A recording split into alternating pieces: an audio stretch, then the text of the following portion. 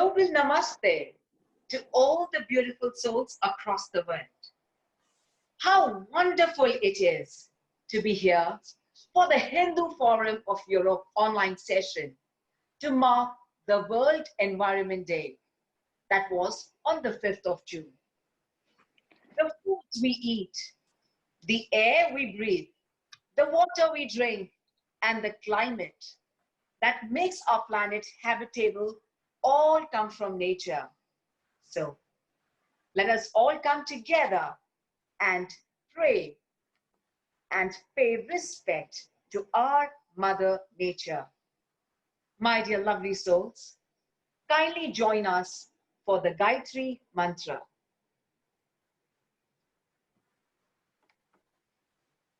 Om Bhur-Bhuvah Swaha Tatsarviturvarenyam Bhargo Devasya Dhimahi Dhiyo Yona Prachodayam. Om Bhur-Bhuvah Swaha Tatsarviturvarenyam Bhargo Devasya Dhimahi Dhiyo Yona Prachodayam. Om Hari Om. Suddenly, there is brightness all around us, from darkness to light. And this is where we all lead towards. My dear friends, I'm truly excited and delighted to now invite our President of Hindu Forum of Europe, European Faith Leader, Religion for Peace, visiting Professor AUSN, Lakshmi Vyas. May we please introduce Dr. Lakshmi Vyas. Dr. Lakshmi Vyas is the President of Hindu Forum of Europe, Hindu Representative International Women's Coordinating Committee for RFP, Religion of Peace, and Executive Member of ECR. She has authored 3 books, including Spatial Variations on Noise Pollution in Indian Cities and Urban Planning, published by Lambert and Macmillan Publication, which is listed on Amazon. Dr. Lakshmi Vyas has to her credit more than 30 international publications in reputed journals. She's extremely soft-spoken, focused, socio-cultural oriented, and values mutual respect and Hindu traditions. May we, with all humbleness, invite Dr. Lakshmi Vyas, please, our President of Hindu Forum of Europe. A global namaste to you, Dr. Lakshmi Vyas.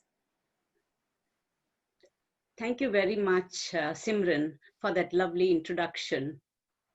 Namaste to all of you. I'm really very happy to be here to pay respects to our environment.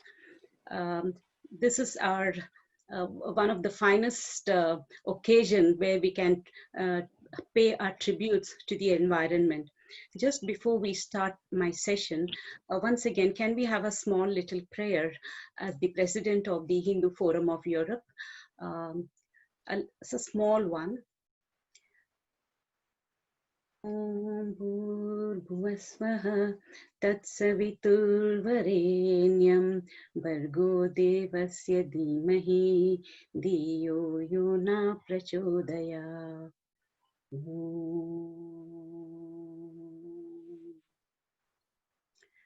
Well, that gives me a lot of energy to go ahead with the session.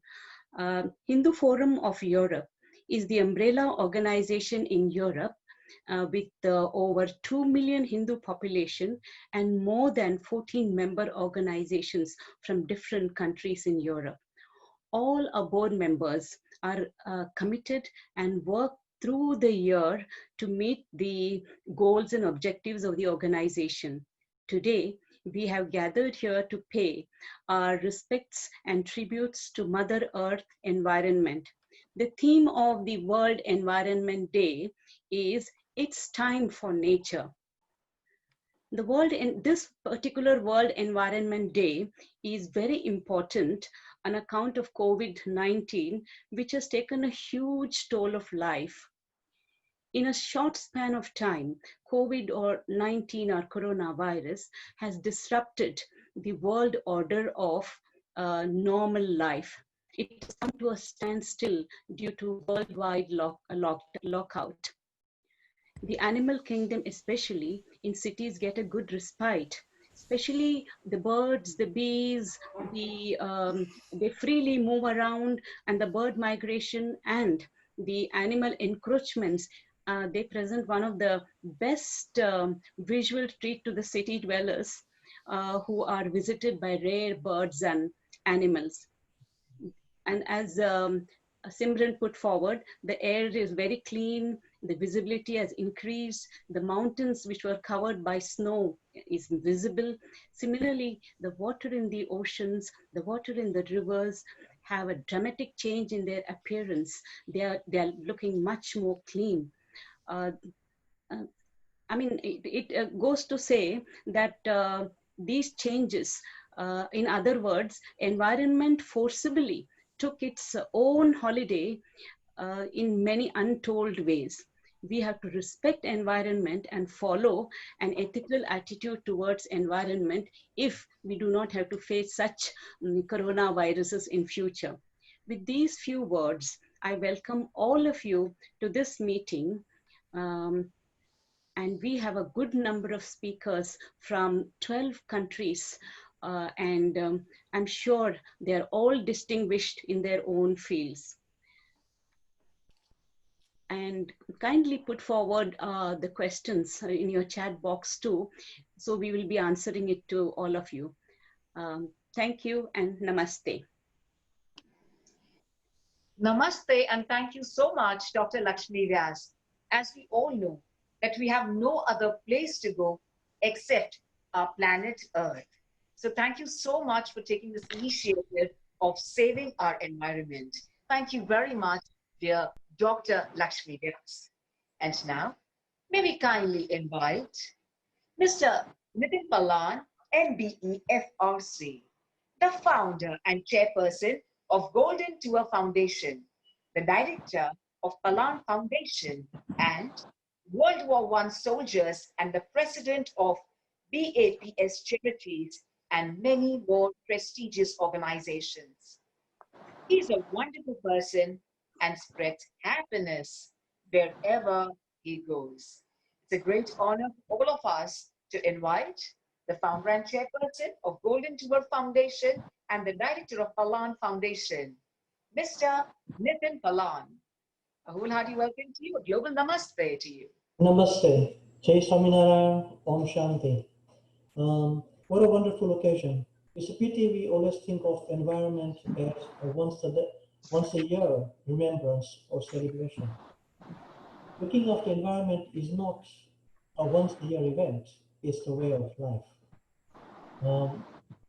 But I suppose having it as a statutory remembrance day, 5th of June, in particular this year, 2020, when we remember the importance of biodiversity, in particular that we think that more than 1 million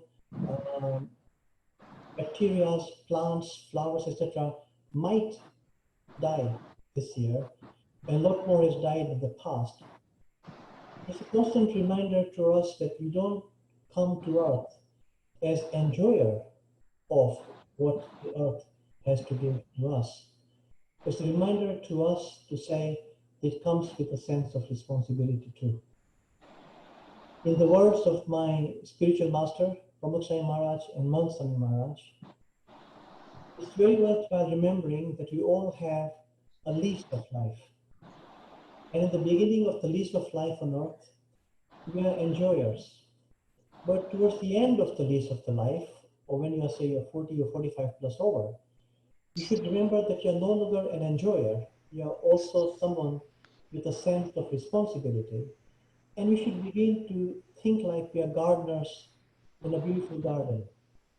Garden given to us, gifted to us by God. And instead of enjoying the fruits and the flowers like the bees do, we should become a gardener with the responsibility of making sure the garden blossoms, is more beautiful. And when we leave the planet Earth, we leave behind it a garden that was more beautiful than when we inherited it. I would like to thank Hindu Forum of Europe for this wonderful occasion. I would like to thank Hindu Forum Europe trustees to allow us to be patrons to your wonderful organization, and hope and pray that you'll continue to do the wonderful work that you do.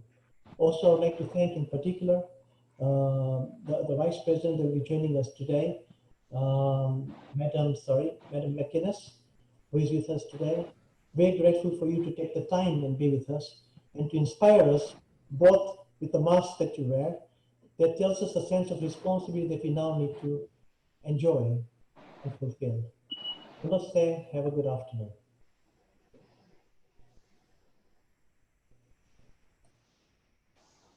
Thank you very much, Nitin Bhai. I also have to mention that he is a powerhouse of energy, and and all the time smiling in spite of so much of workload on him.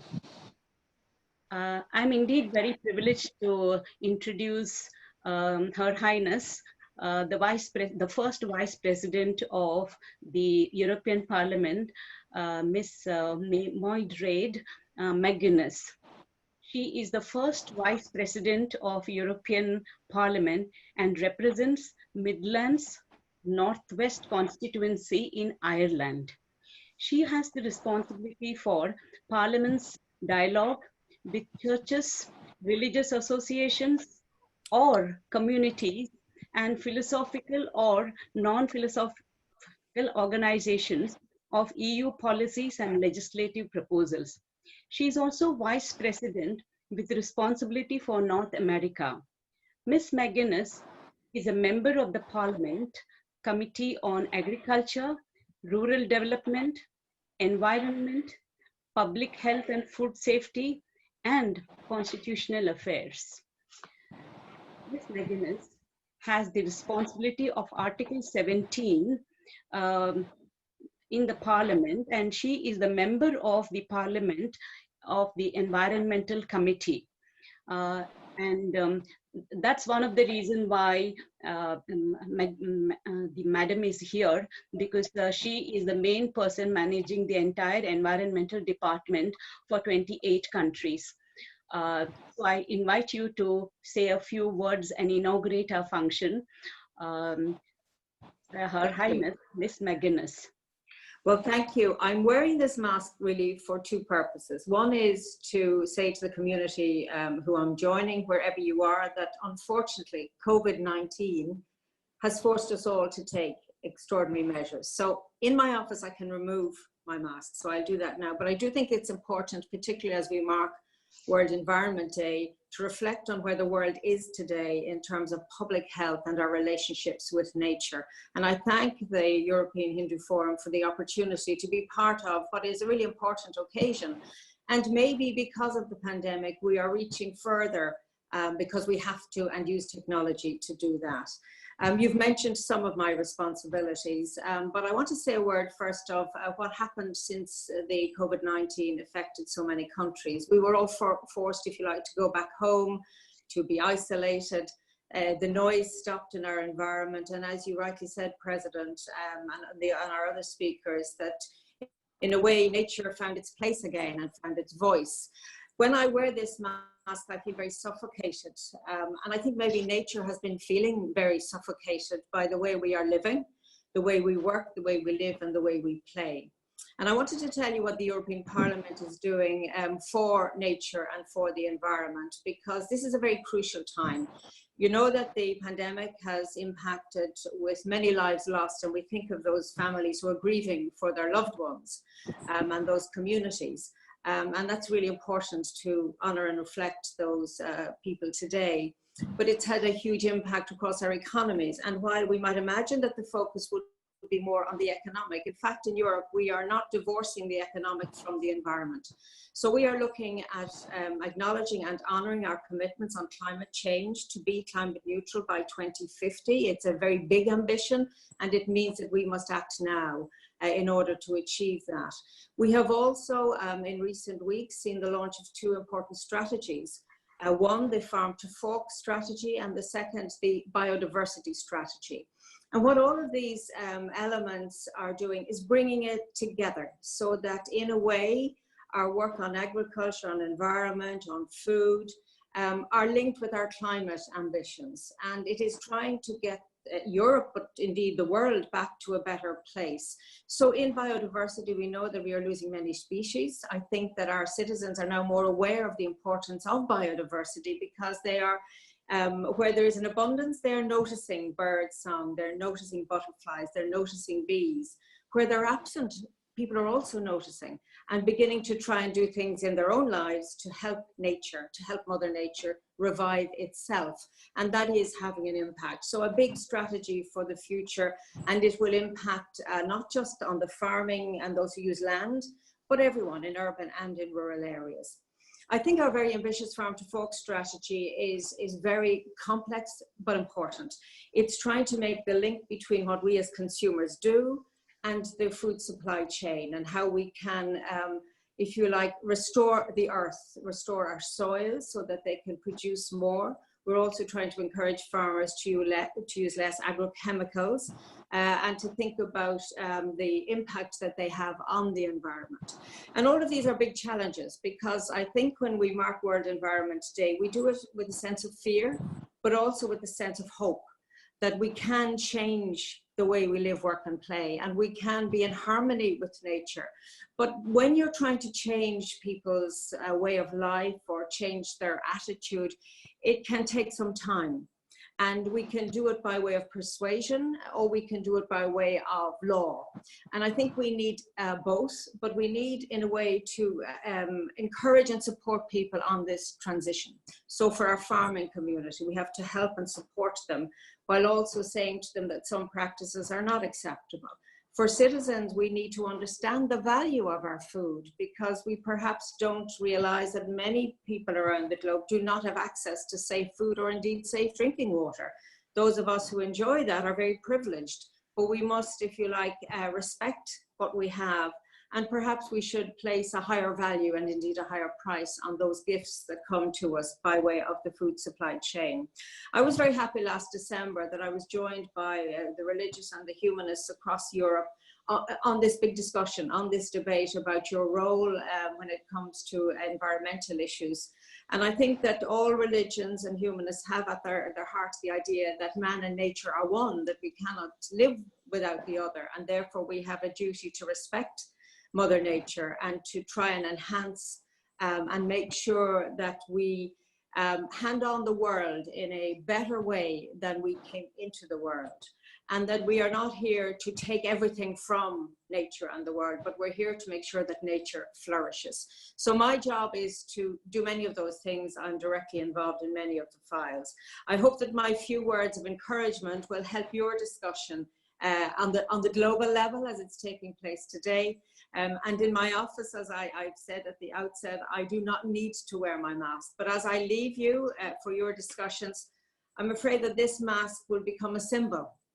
We hope not for too long, and that the world can find a way out of this pandemic, and that the lives of our citizens, which have been devastated by it, will be healed in the not too distant future. So thank you for the opportunity of saying these few words to you. I wish you well in your discussions, and I feel privileged to have been invited to join in.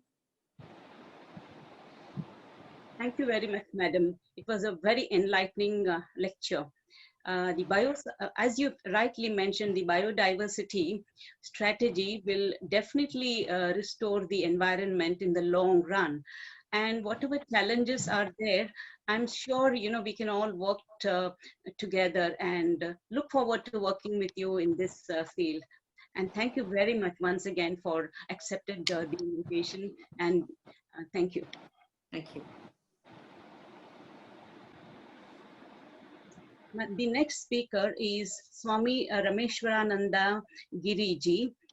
He is the founder and director of the Escuela Europa FEE, that is the Yoga Veda Meditation Center.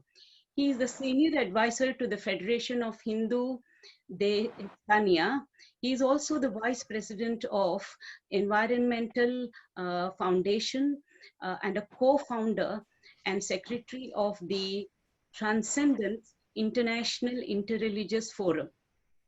He is also the president of Espacio de Encuentro, that is Valencia Interreligious Meeting Space. He had invited us to his retreat, which is located between Spain and Portugal in the border area. And we were supposed to go there on the 12th of this month, the entire Hindu Forum and its members. But unfortunately, we had to cancel everything because of the current challenging situation. So we look forward to join you sometimes later. I invite you to please go ahead with your talk. Thank you. Thank you very much. Hari Om and Namaste, dear friends, sisters and brothers, dear all. It is an honor to share this moment with all of you, committed people who come together to offer some inspiration in times of crisis like the ones we are experiencing. Let me begin with the words of thanks to the President of the Hindu Forum of Europe, Dr. Lakshmi Vyas. Thank you for this invitation to share about ecology on the campus field. A dream, yeah, but also, I'm not sure and that finds its opening in 2018, has hosted, among others, such important events as the 8th Elijah Board of Religious Leaders, the Symposium of the Ibero-American Network of Pharmacogenetics and Pharmacogenomics, or the meeting of the Transcendence International Interfaith Forum in close collaboration with the Hindu Federation of Spain. The Campus FEE is meant to be an international reference meeting place. In the short time we have been open, we have welcomed visitors from more than 30 nationalities, which proves the global vocation of the project and how care and excellence apply in a certain place of the world can transcend the barriers of identity. The sacred text of Hinduism, like the Upanishads and the Bhagavad Gita, speak of yajna, dana, and tapas as the triad of essential values that every human being must practice. These values are as relevant today as they were then. So as I see it, if we take this to the domain of ecology, our life has meaning if we can work for the protection of nature, for the inner reconstruction of our being, and for social justice at the same time. The Campus FEE is located in Extremadura, in the west of Spain, near Portugal. It aims to become a manifestation of these ancient Hindu principles and values based on respect for human dignity, knowledge, and inner transformation. Values that allow people to take full responsibility for their actions, promote solidarity and cooperation among communities, foster peace and fraternity among human beings, and expand respect for the environment they inhabit. The Campus FEE is a global sustainable system where self-knowledge is encouraged and people are trained and empowered to develop their activities in complete harmony with themselves, with other living beings, and the environment. In addition, the Campus FEE has the support of national universities and is integrated into an international campus of excellence. The University of Consciousness project is integrated in the Campus FEE, an area of study and learning where scholars and leaders from all over the world met to share knowledge and wisdom. The Campus Fee houses the headquarters of the European Fee School of Yoga, Vedanta and Meditation, the Spanish Vedantic Center, the headquarters of the Fee Foundation, the headquarters of the University of Consciousness Project, and 4-star hotel and restaurant. It took almost 9 years to find the right place to implement the project and to establish the priorities, and it involved many experts in different areas. The R rule of the circular economy was carefully applied from the very beginning of the project. Reflection, rejecting the superfluous, avoiding overcosts, reducing the consumption of energy and goods during the works, repairing the ecological impact of the works on the spot, reusing materials for the construction of buildings and recycling consciously. The Campus Fee buildings were designed to be autonomous and self-sufficient, and anyone coming will clearly see this. The air where we breathe is managed in a unique way, avoiding the entry of particles from the outside, and is constantly filtered and renewed to keep a healthy environment. We produce our own energy and have an innovative climatization system to provide a healthy atmosphere and hot water. We consume pure water from our wells. This water is treated with great care in our own facilities. We have our own totally ecological laundry. The gray and brown waters follow an independent process in the whole complex and are treated separately by means of phytodepuration process with macrophyte plants. We carefully manage all our organic and non-organic waste. Our food offer is based on diverse and tasty traditional vegetarian recipes. We are committed to use seasonal organic products. Some are produced in our own vegetable garden and others come from the local producers. We apply cooking techniques that respect the nutritional and antioxidant properties of the products. The daily menu is adapted to the specific diets and nutritional needs of our guests, allergies, intolerances, vegan options, shakahari, kosher, halal, etc. Because of all of these, we hope to become an example to follow for many in the future. The current difficult situation of the pandemic has made evident that places like ours are bound to be an answer. In fact, this year, the Campus Fee has been given the 2020 Sustainable Award at the International Tourism Fair. The search for balance and harmony is innate to all human beings and transcends culture, gender, of political and religious identity. In this sense, the Campus Fee aspires to be a landmark of harmony between the environment and the inner path, using awareness and meditation as a guide. The core of the Campus Fee is the Vedantic Center, an inspiring framework for the self-knowledge and integral transformation, because only from a deep change of inner attitude, the definitive transformation of the environment is possible. Let me finish by saying that hopefully this year or next year, we will be able to host the next meeting of the Hindu Forum of Europe at the Campus Fee, God willing. Thank you very much. Om Loka Samasta Sukhino Bhavantu. Om, om, om. Swamiji, thank you very much for that very good and very positive note ending. Definitely we'll be missed this year, but definitely next time we will be joining you and your organization at Spain. And I appreciate your vision and your hard work to keep the Hinduism live in Spain. And all the best for your Campus Fee retreat and all your projects. Thank you, Swamiji. Thank you. The next speaker, she is Sister Jayanti, Her Grace Sister Jayanti. I'll introduce her to all of you. Sister Jayanti, Her Grace, is the European Director of Brahma Kumari with over 40 years of Raja Yoga meditation and its practical application in daily life. Her gentle voice and profound insights on spiritual solutions to everyday problems have touched the hearts of thousands around the world. She is one of the finest orator and very pious, and her teachings are absolutely soothing. Sister Jayanti sees the erosion of spiritual values as the underlying cause of crisis that the world is facing today. Sister Jayanti has a unique ability to impart the deepest spiritual truths with utmost clarity.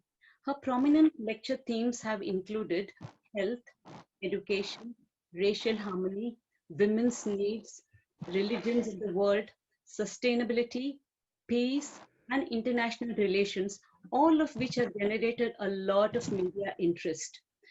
An author of several books, she travels the world as a speaker and broadcaster, sustaining people, spirituality, as well as fueling her role as director of the Brahma Kumari National Coordinating Office in London and Brahma Kumari activities in over 28 European countries.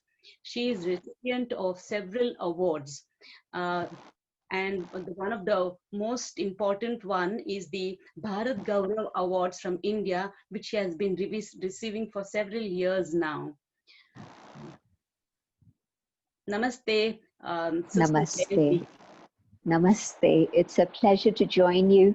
Thank you to our dear Sister Lakshmi Vyas and to the Hindu Forum of Europe and everybody else who's been participating behind the scenes and making all of this happen. So Om Shanti and a greeting of peace and Namaste to you all. At this moment, we are seeing the impact that comes about when human beings interfere in the natural processes of our ecosystem. The planet is our home. And if we look after our home, the home looks after us. Unfortunately, for the last several hundreds of years, we've forgotten this very simple fact. And there's no other species who destroys their own nest, their own home, in the way that we've done it to our planet. You know all the data, you know all the problems. What I'd like to do in these few minutes that I have with you is to share a vision which is a positive one, because I see that COVID-19 has come as a warning bell. And yes, maybe the virus will pass, maybe we'll learn to live with it in some form or another. But certainly we've realized that we need time to be able to repair the relationship between ourselves, all living creatures, and nature itself. And I'd like to suggest that there are three basic principles in the ancient Sanatan Dharma of Bharat. We now call it Hindu, but I like the original name, the Adi Sanatan Deta Dharma of Bharat. And those three basic principles are non-violence, compassion, and respect. I think that all three are very closely interlinked together, but especially at this moment, you can see that in fact they apply not only as solutions to the situation with the ecosystem, but they also apply to the situation of the huge violence that's going on in different parts of the world. And so non-violence, it's not just a theoretical concept. It impacts everything that we do in our lives. Just imagine what the world would be like if there was non-violence in our dealings with the animal kingdom. The world would be a safer place, not only for the animals, but it would definitely be a safer place for all of us also.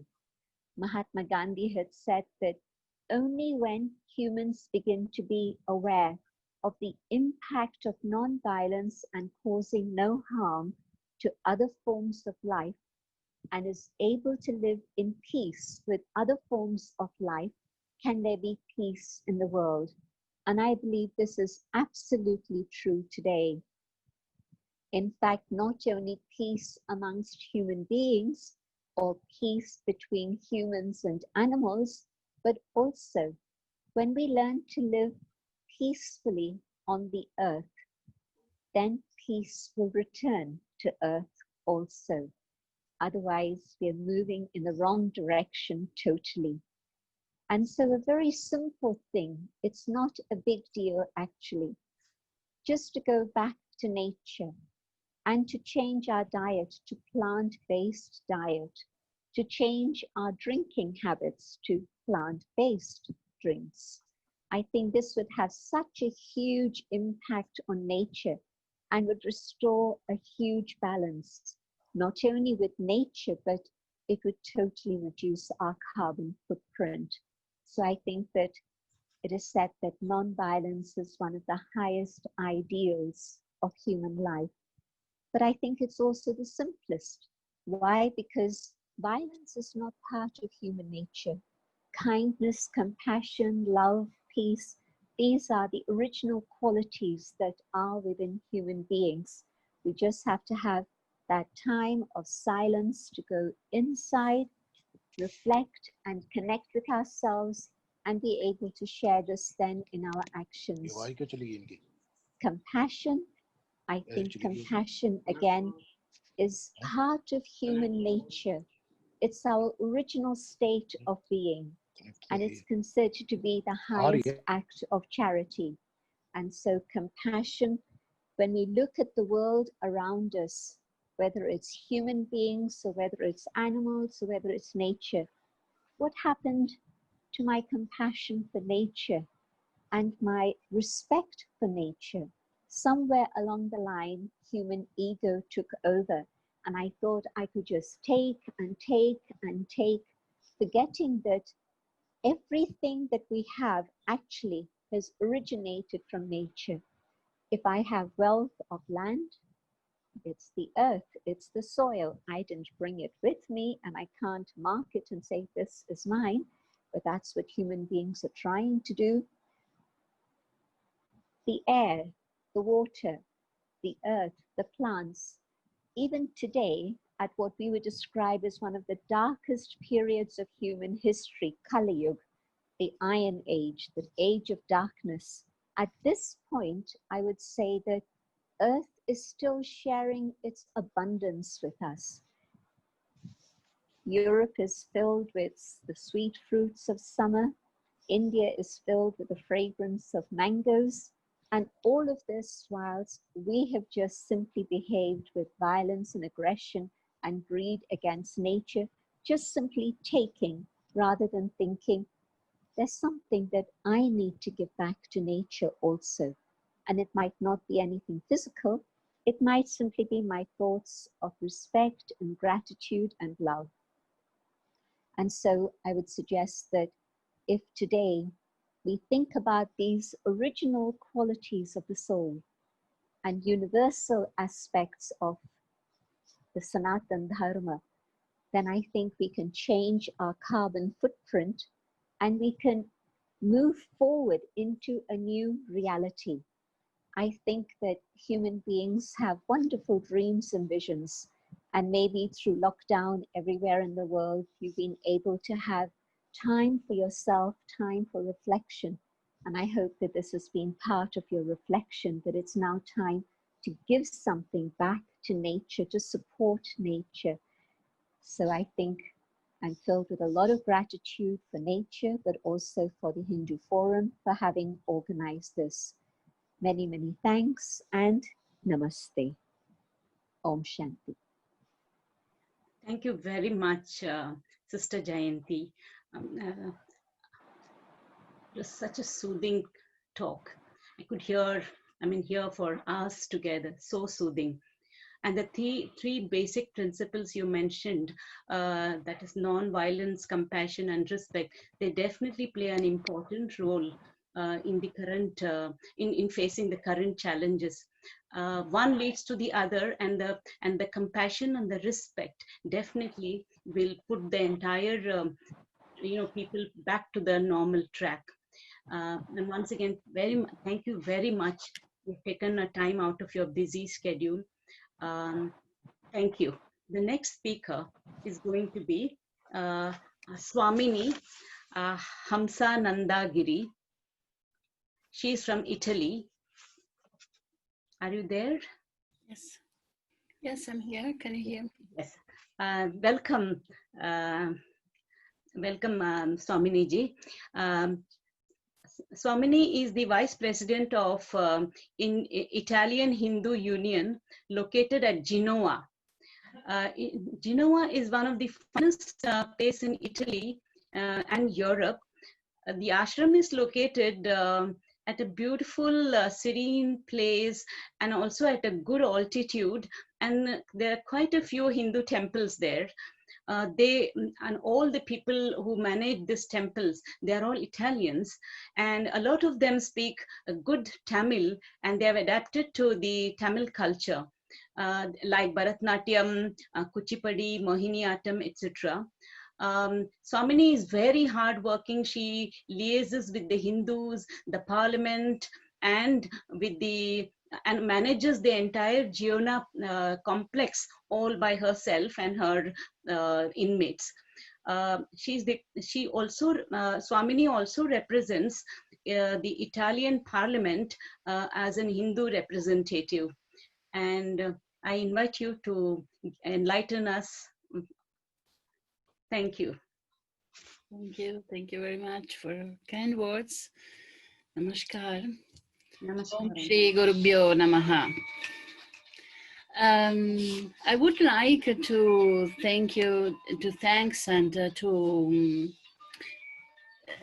thanks Srimati Lakshmi Vyas, the president of Hindu Forum, for her efforts to organize this meeting. In this world, stunned by the pandemic, we have discovered human fragility, the limits of science, and strong need for interrelation and unity. Today, the teachings from tradition are so important as ever to give a new strength or Shakti. In metaphorical terms, a tree needs strong roots to survive a great storm. The Vedas is our amazing roots. The Vedas are the source of all creations. The Vedic verses make us enjoy the glory and perfection of God's manifestation. We must understand that Lokakshema indicates that our good is the welfare of mankind, of all creatures, and of the worlds. In a mantra, we say, Shanno astu dvipade, Shan chatuspade. The Vedas pray for the good and the peace of all creatures, including bipeds and quadrupeds, even grass, shrubs, trees, mountains, and the rivers are not excluded. The happy state of all is the peculiarity of Hindu Dharma or Sanatana Dharma.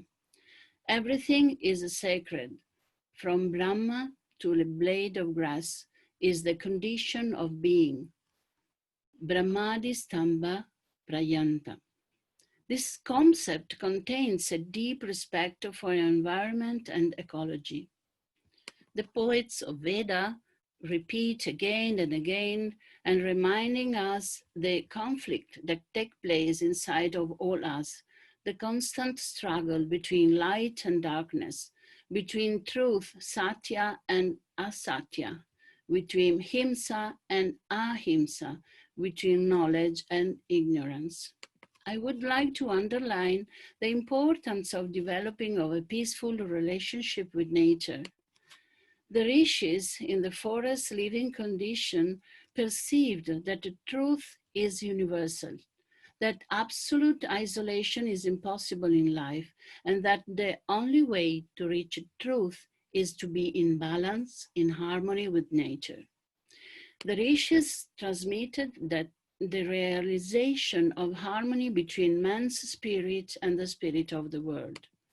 This natural condition drove man towards interrelation rather than domination, understanding rather than possession, harmony rather than overpowering. We must not forget our real nature, and we are the nature. Our world is in big trouble, a kind of trouble that requires urgent attention. Everybody knows it, but now we must act. It is not enough to act alone. We need interrelationship. The environmental crisis we are facing is not only the result of economical and social futures, it is also moral and spiritual crisis. So here is it's here that religions have an important role to indicating ethicals and morals.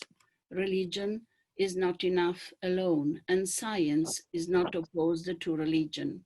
So we must cooperate with all human, social, economical, political, and spiritual disciplines. If we understand the importance of interdependence, we understand Dharma itself. The example from the rishis to our Mahatma Gandhi can only be a great teaching for us. They indicate the values of a simple life to create sustainable futures and decentralized local economies of ahimsa expressed in a non-violent relationship and ecology, and so on. The concept of Sarva Bhuta Hita is the highest ethic that should be applied according to the individual dharma, is that the common good for all, such as the protection of environment, the welfare of poor and needy, and the well-being of all human beings, come before the personal good, including individual, material, and personal well-being. We can relate the common good to the concept of Sarva Kalyankari Karma, that means acting for the good of everyone, and takes us to the concept of Vasudhaiva Kutumbakam. Indeed, only by considering the whole earth as our wide extended family, we can develop the necessary maturity and respect for all the other beings. We have no future if we don't follow and defend Dharma. There is many beautiful and extremely significant hymns in the Vedas, reported in Upanishad, like Taittiriya, Aranyakta, the Bhumi Sukta in the Vedas.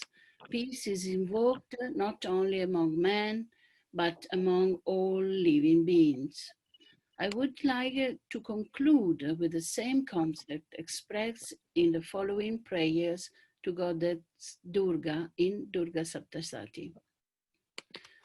So long as the earth is able to maintain mountains, forests, trees, and so on, until then the human race and its progeny will be able to survive. To that Devi, who in all beings is abiding in the form of peace, Ya Devi Sarvabhuteshu Shantirupena Samsita, Namastasei, Namastasei, Namastasei, Namo Namaha. Shanti, Shanti, Shanti. Shanti, Shanti, Shanti. Thank you so much for your words of wisdom, Swaminiji, and such a beautiful prayer to the goddess. We truly wish peace and harmony across the world, and we feel extremely blessed here today to have with us our spiritual gurus to mark this World Environment Day. Thank you so much, Swamiji, once again. My dear lovely souls, may we now kindly invite Dr. Suma Parhakaran, the Professor of Bioethics and Environmental Education from Malaysia. She's an HRDF consultant, trainer, learning and development, Professor in Bioethics and Environmental Education at AUSN Doctorate in Philosophy in Education from the University of Sydney, Australia, and she's involved in a lot of philanthropic work, including environmental ethics. It gives me great pleasure in inviting Dr. Suma Parahakaran. A global namaste to you, Dr. Suma. Namaste to everyone here. My humble greetings to all of you and for the forum organizers. I'm from Malaysia, but I have lived in a few countries, and hence the experience of education and environmental education itself. So my work has been mostly in bioethics, education and human values. Education in human values has been implemented in many, many countries over the world. And I have specifically dealt with water education at University of Sydney and water education from a human values perspective. Yes. I thank Dr. Lakshmi Vyas for inviting me for this particular presentation, and I could see the enthusiasm of for the environment in Lakshmi Vyas. Now, my topic here that I gave to Lakshmi Vyas was rediscovering the human potentialities for the environment from an integrated approach perspective. Yes. And, when we look at currently when we look at education itself, we find that there are a lot of missing elements in education, and that is love for the environment, as well as bringing the unity of people through unity of faiths, as well as values in children. Values are propagated, but how much we practice is something that is questionable, especially with the environment. So initially my idea was more philosophical. I had studied a lot of religious philosophy, as well as environmental education ethics. But I realized that without bringing education in human values into education for the environment, we cannot change the present ways of doing things. Yes. So a study in 2011 by Canadian scientist Wycliffe Smith, he stated that 100,000 years ago, the earth was populated with 99% wild animals and 1% human beings. This is looking at the weight, the anthropomass weight. But now in 2011, his study states that there is 37% of human beings. Our population has increased tremendously with 67% of livestock just for human consumption alone. That means we are taking care of animals for consuming, and only 1% of wild animals now. So what happened to all the animals that were there? So we have lost a number of species as well as animals. I also happened to read this book on Anthropocene and the global environment crisis. Proposition 7 says clearly that now the earth is indifferent to our love. The planet has been truly disturbed from its resting state. Yeah, from its resting state, which means that we have shifted the planetary restfulness. And I think that this owes to our bad actions. And it is in totality. It is a global consciousness has to be shifted here.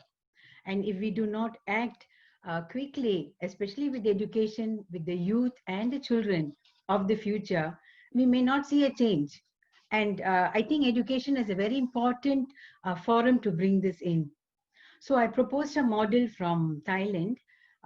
He's a scientist by Dr. Atong Jumsai. He's a scientist who has been working with education in human values.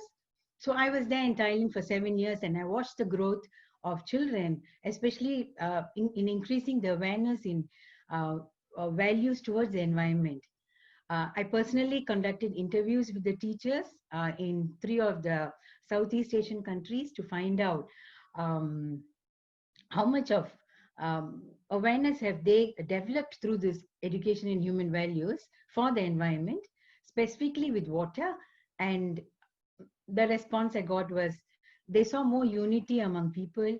they saw more interconnectedness with the environment. And children are always excited when you bring values because you connect them to families, to communities, to the trees, to nature as a whole. So I find that this is a very important aspect of that is missing, particularly in many schools and in the curriculum itself. Now, I think Sri Aurobindo has told a lot about raising human consciousness, and I take that Dr. Jumsai's model has three components to it: the conscious, subconscious, and the superconscious aspects of the mind. The conscious aspect is what we see around us, and the subconscious is what we retrieve, the memory that we retrieve from our own mind. Now, what's happening today in this world is that we are shifting between conscious and subconscious mind. And many of us are not deeply aware of what's happening around the world. And for this, we need to go through mindfulness practices and meditation, like our previous speaker said. This concept has to be brought into schools.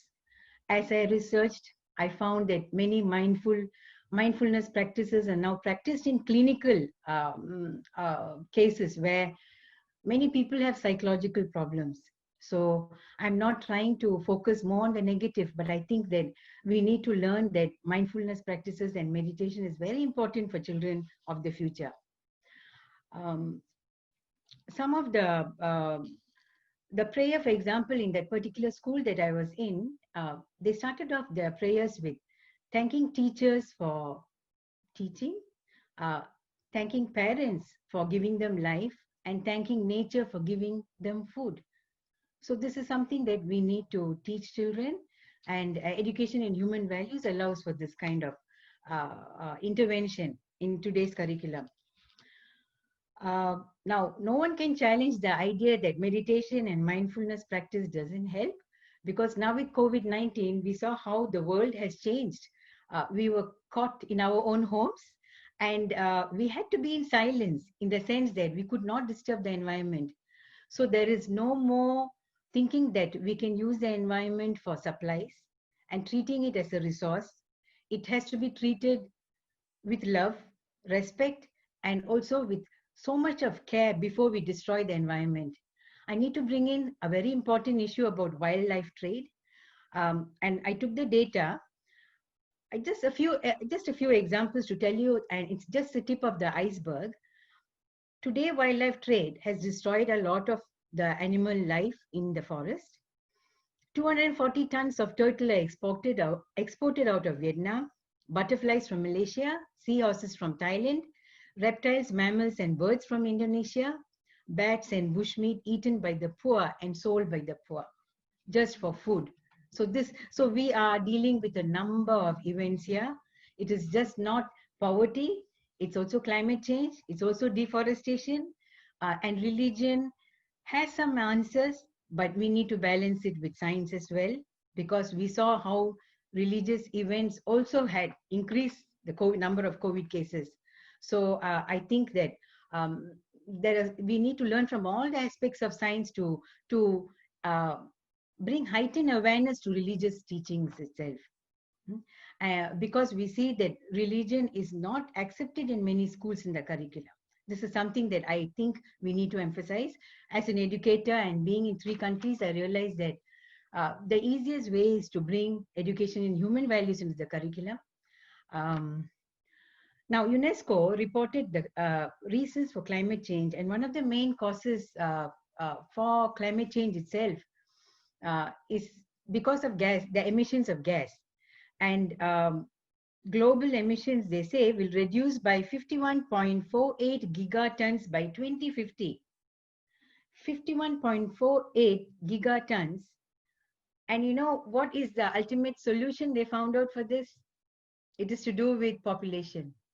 And they now propose that women be given education, because women can do the family planning. They will be empowered to become this to bring this change for climate and the environment itself.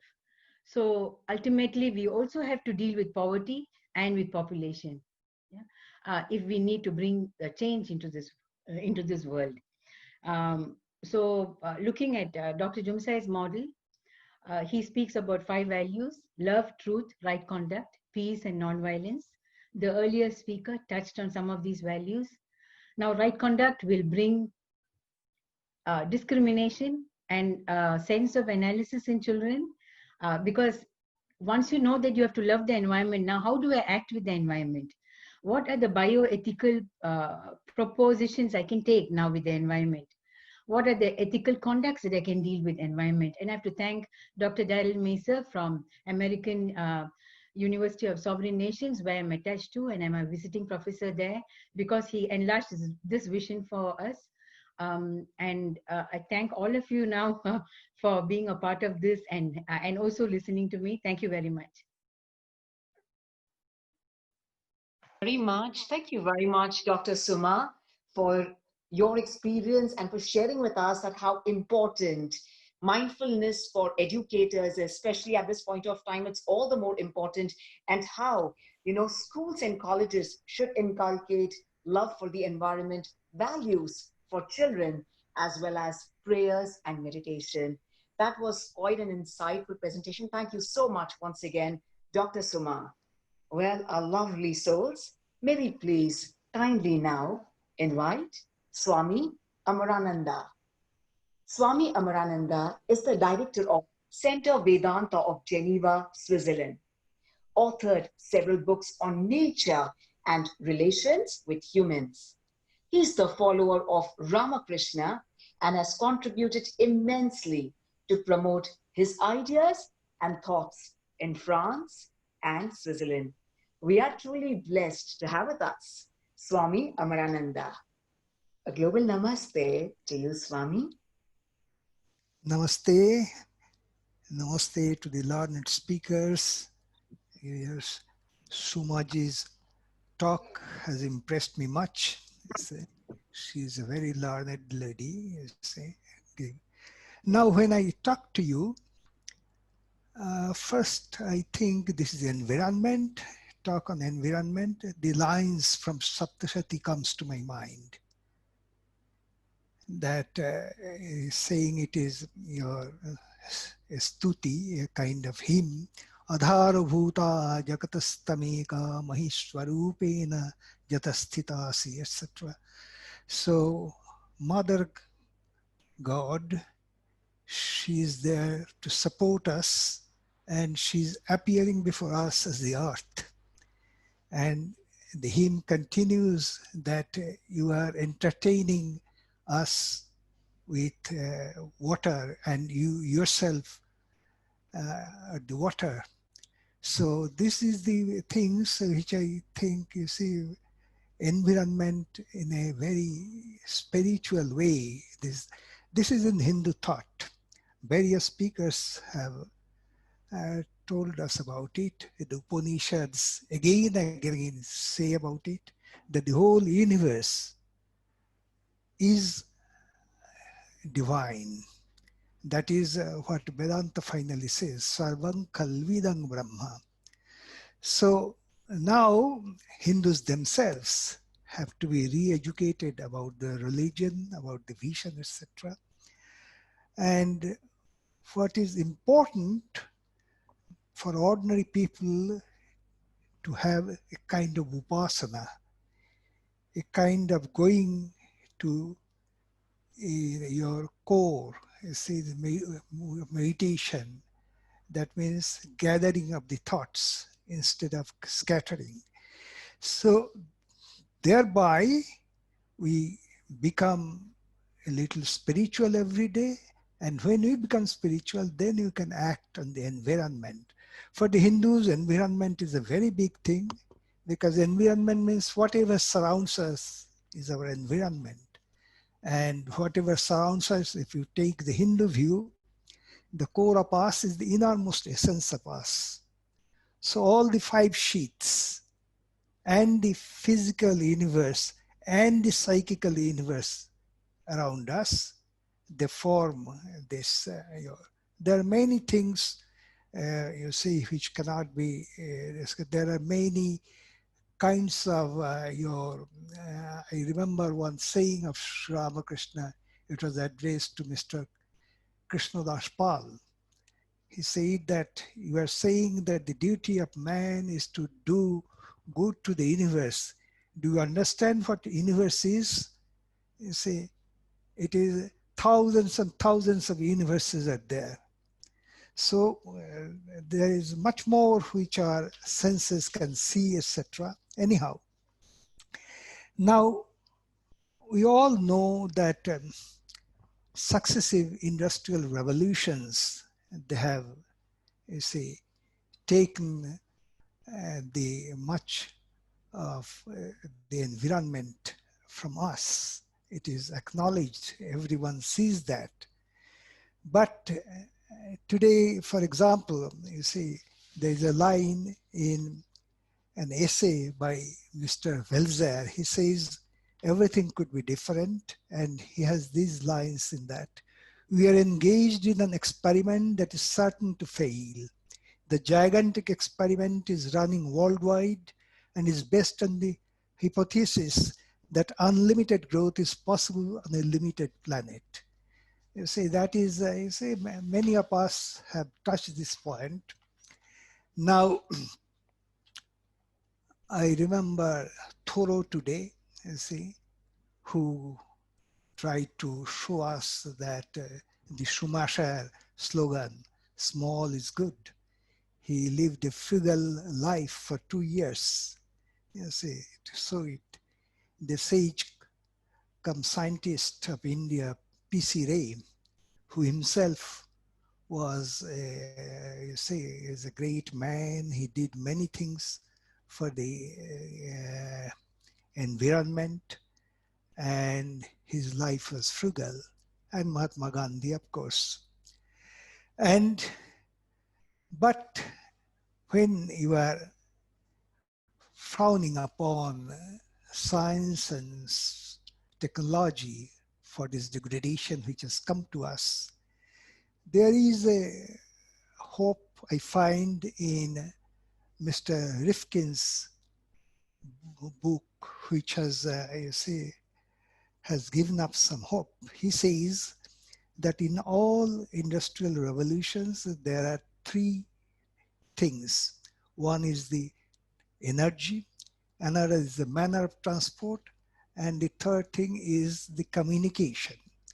So we have passed definitely the first industrial revolution, which began in 1770, and the second one, you see, which ended sometime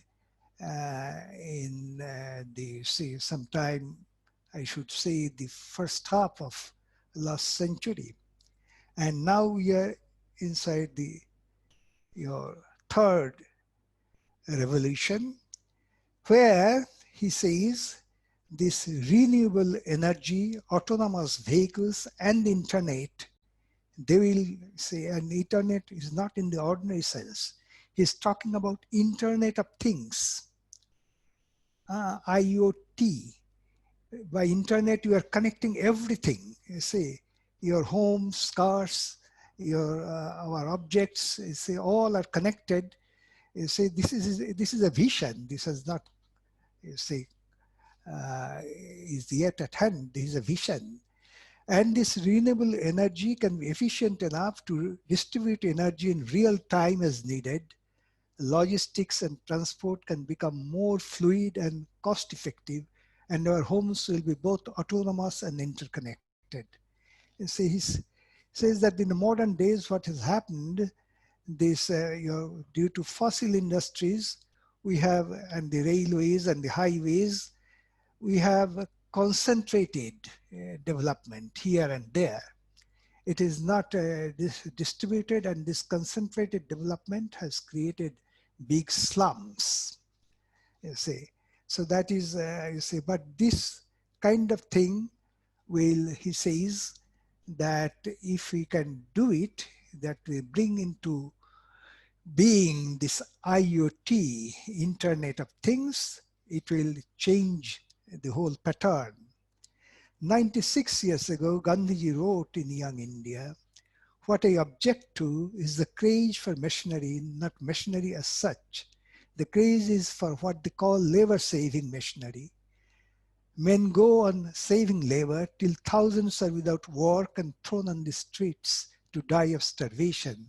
I want to save time and labor, not for a fraction of mankind, but for all. Today, machinery merely helps a few to ride on the back of millions. The impetus behind it all is not the philanthropy to save labor, but greed. It is against this constitution of things that I am fighting with all my might.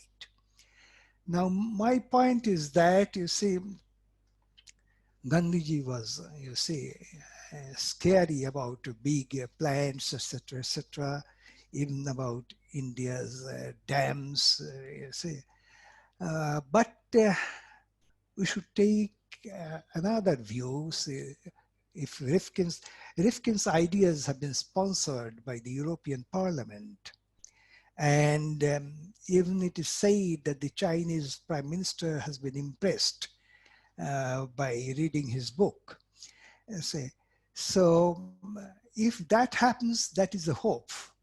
Long years back, Swami Vivekananda said that what India, you see, gave to the world is a kind of civilization, and what science has given to the world from the Western nations, that is another kind of civilization, but none of them is complete. You need to couple them, you need to match them. So that is the need of the hour. You see, then only we can tackle, for example, recently science has discovered, you see, I was reading it and I was much impressed by it when it is a few days back that I read it, that trees can talk. And it has been shown that, you see, this, especially the same kind of trees, when they're nearby, they communicate with each other. So with this knowledge, when I enter into a forest, my whole vision changes, that these are entities who are living entities who are communicating among themselves.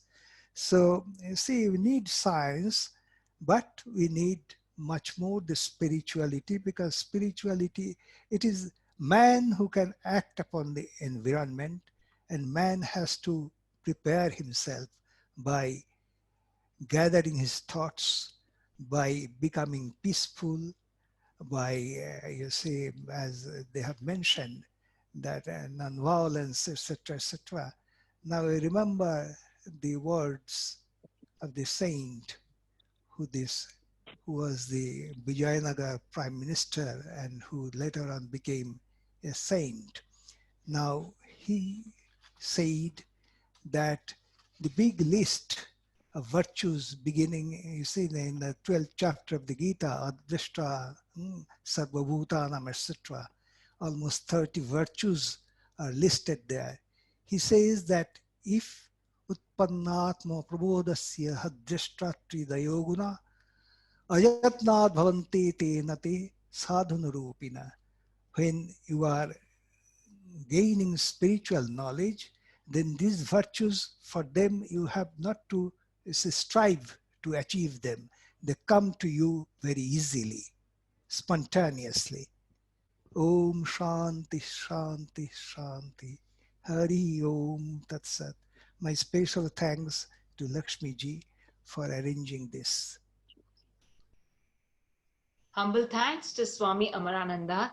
And thank you so much, Swamiji, that you mentioned to us that yes, trees can also talk and express themselves. This is the time for all of us to realize we're not merely human beings going through a spiritual experience, but actually we're all spiritual beings aspiring to have a human experience. And that is a time we have a lot of time to stand and stare and introspect.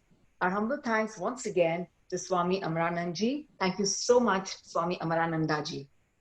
Well, my dear lovely souls, may we now kindly invite Mr. Abhig Gupta, the India Vice Chancellor, Assam University, Professor and former Dean, School of Environmental Science, FNIE, Erasmus Mundus, the Netherlands, Redwood, EU, India Namaste, Spain, UPV.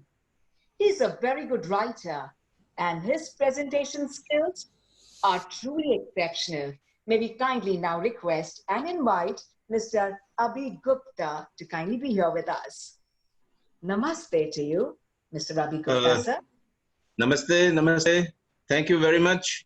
I'm really privileged to be here, and thank Dr. Lakshmi Vyas for kindly making me a part of this celebration of World Environment Day. I'm really very, I've learned so many things, and hope to share a few of my thoughts with you.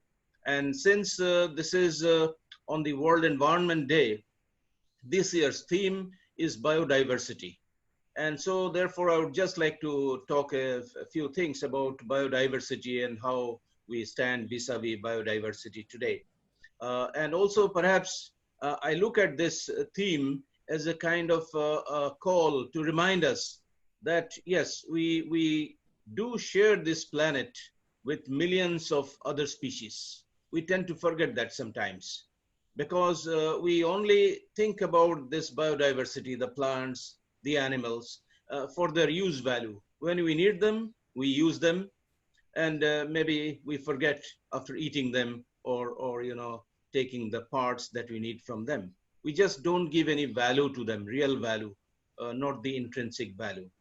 And so this, our lack of compassion, is at the root of many problems that we are facing today. And as we are today in this great predicament, COVID-19, which is ravaging us worldwide, as you perhaps know, that the host of the virus, that is SARS-CoV-2, which has pounced on us, the intermediate host is probably a pangolin. A pangolin, which is an animal, a mammal from Asia, and which is being hunted, and its meat consumed, and its scale used in medicine. And the virus, which was harmlessly nestled inside the pangolin, have now jumped to the human being, and we have no immunity against it. So we are really helpless against this new virus. So this is just one example of how perhaps the ravages that we do to nature, maybe sometimes nature gets back at us, and it's a kind of a backlash that we are facing. So essentially what we are facing today is an environmental backlash. But still, I won't like to take a pessimistic view. As they say, I would like to look at it as a glass half full of water and not half empty. So we have seen that how the diminished human activity during COVID-19 has also made many animals come out of their hiding. I mean, I'm using the word hiding because it seems they always hide from us, because they say, see too many of us, we make too much noise, so they hide. And a tiny virus today has forced us to give them some space to breathe, to play. So we see, you know, that there was hearing that the dolphins were swimming along a beach in Bangladesh where they were never seen earlier. So they have come out from their hiding. And then, you know, today's thing, if we can hold on in the post-COVID scenario, if we can have some, you know, revive our altruistic traditions towards them, and if we have more compassion, as many of my previous speakers had said, we need more compassion. And so we perhaps would do more justice to them, and we would do justice to ourselves also. I would just like to mention about about an ancient Indian text, Kautilya Arthashastra, which was compiled during 3rd century BCE to 2nd century CE, and during the Maurya Empire, and also during the reign of the Emperor Ashoka. We had, I mean, the state had listed a large number of animals as protected. Now that was a very remarkable thing, because communities have conserved, you know, the animals in many communities through sacred groves and such mechanisms. But perhaps in Maurya, India, this was the first state-sponsored or state-directed conservation of animals. And among these animals were not only charismatic species like the elephant, the deer and antelopes, the rhinoceros, but also ordinary animals whom we see around us, common animals like many birds and small mammals, such as, pigeon, pond heron, then village dove, pheasants, squirrels, bats. So that means there was a whole kind of a union with nature, a kind of coexistence with all forms of life around us. And perhaps that was a healthy surrounding that we have, from which we have come out and coming into a totally synthetic ecosystem where we live, and we have shunned all kind of interactions with nature around us. And now that perhaps is not a very good thing that we are having.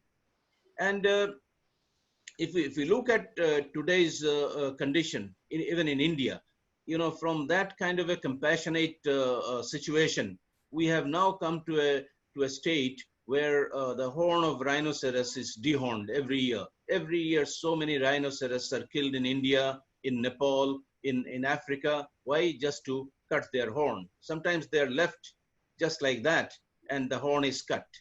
So our greed has come to such a state that we are not able to kind of control that, and we are ready to sacrifice everything. We are ready to kill another animal, and just to have some kind of some money or some kind of pleasure. It is, but still we have hope. Just today I was reading that Europe has taken some great steps towards that. The EC, the European Commission Biodiversity Strategy for 2030, it says the motto is bringing nature back into our lives. So it's such a motto, bringing nature back into our lives. Perhaps written in the wake of this COVID crisis, the realization that has come among many people is reflected in this motto. And it calls for giving nature the space it needs. We have to leave something for nature also. We have seen how nature comes out, how the components of nature are all around us, and we have to give some space also. We can't take all the space for ourselves. We can't be so selfish. And it says we need nature into our lives, because it's not just for nothing that we are giving that. If we want to survive, we have to give some space to nature. And that is very, very essential. And this is, I feel, a very significant pronouncement because the European worldview once, as René Descartes had propagated it, was that the animals were simply automata. They were machines and they had no soul. And based on that, the dominant worldview in the whole world, a lot of ecosystems were destroyed based on this worldview. So today it has really turned back, and it is a very, very welcome sign.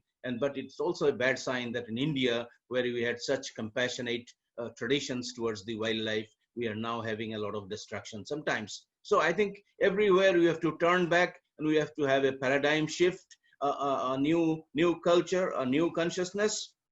And we have to give up the morbid practices and imbibe more compassion from our ecocentric experiences. We have many. We have throughout the world. We have in all the communities. And this Environment Day, we hope that India and Europe will together offer the prospects of an ecocentric living. Maybe we can live in a more ecocentric manner in future, and an ecocentric livelihood to the whole world.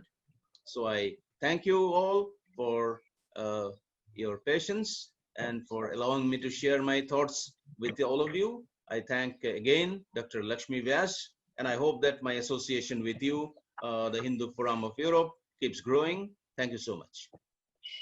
Thank you very much, Mr. Abhi Gupta, for sharing with us your brilliant thoughts and making us realize that, yes, this planet Earth is for lots of millions of other species as well. And it's time for all of us to learn, to care, and to share. Thank you once again, Mr. Abhi Gupta. And now, my dear lovely souls, may we please invite Ragasudha Vinjamuri. As we always say, that dance is a universal language of the soul. And only with expressions, we can truly express the feeling of the heart and the soul and share it with everyone. As we always say, it's always music and dance where everyone can come together irrespective of really thinking about what the language is all about. It's the universal language of love. So I'm truly delighted to welcome Radhasudha Vinjamuri, who shall present a dance on environmental harmony with facial expressions. She's an associate lecturer at the University of Sunderland in London. She's a trained award-winning classical dancer who has performed on very niche topics and holds a distinction of presenting dance 24 times at the British Parliament House and twice at the European Parliament so far.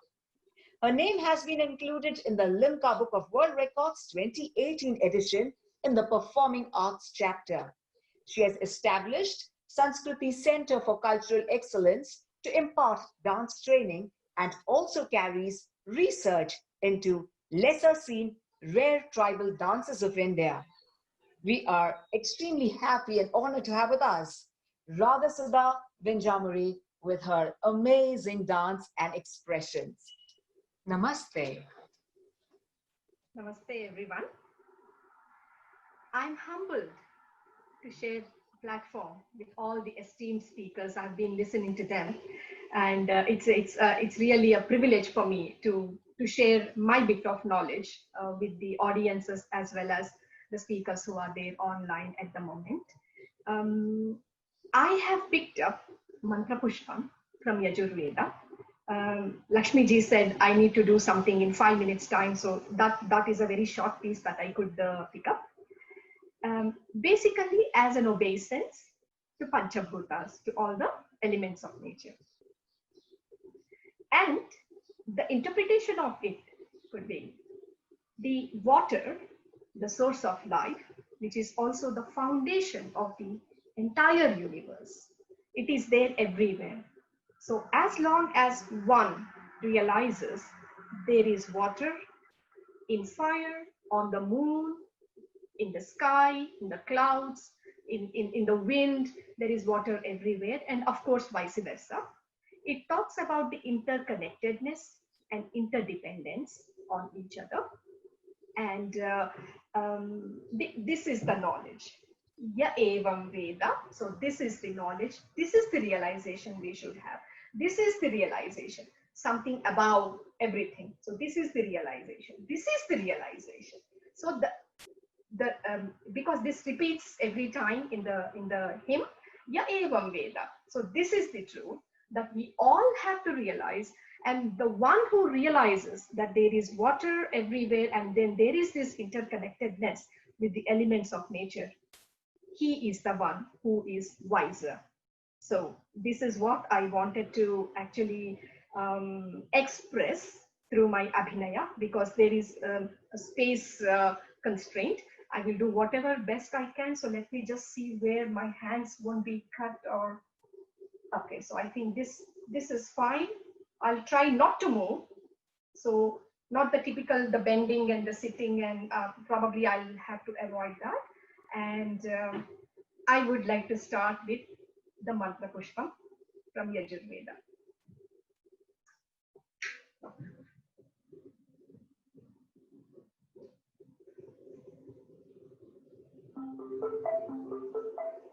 Music.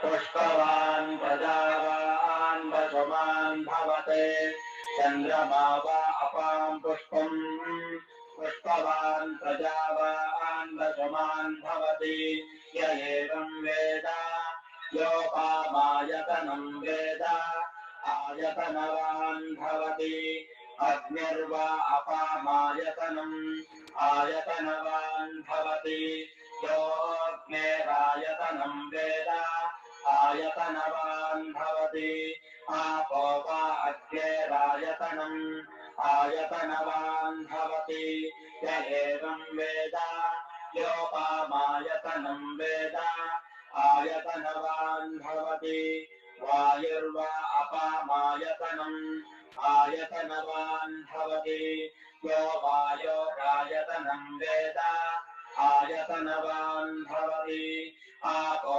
Vayorayatanam Ayatanavan Bhavati Ya evam Veda Yopamayatanam Veda आयतनवान् भवति अतो वैतपन्नपामायतनम् आयतनवान् भवति यो शतपथ आयतनं वेद आयतनवान् भवति आपो वा अमश्यतपथ आयतनम् आयतनवान् भवति य एवं वेद योपामायतनं वेद आयतनवान् भवति चन्द्रमा वा अपामायतनम् आयतनवान् भवति यश्चन्द्रमस आयतनं वेद आयतनवान् भवति आपो वै चन्द्रमस आयतनम् आयतनवान् भवति य एवं वेद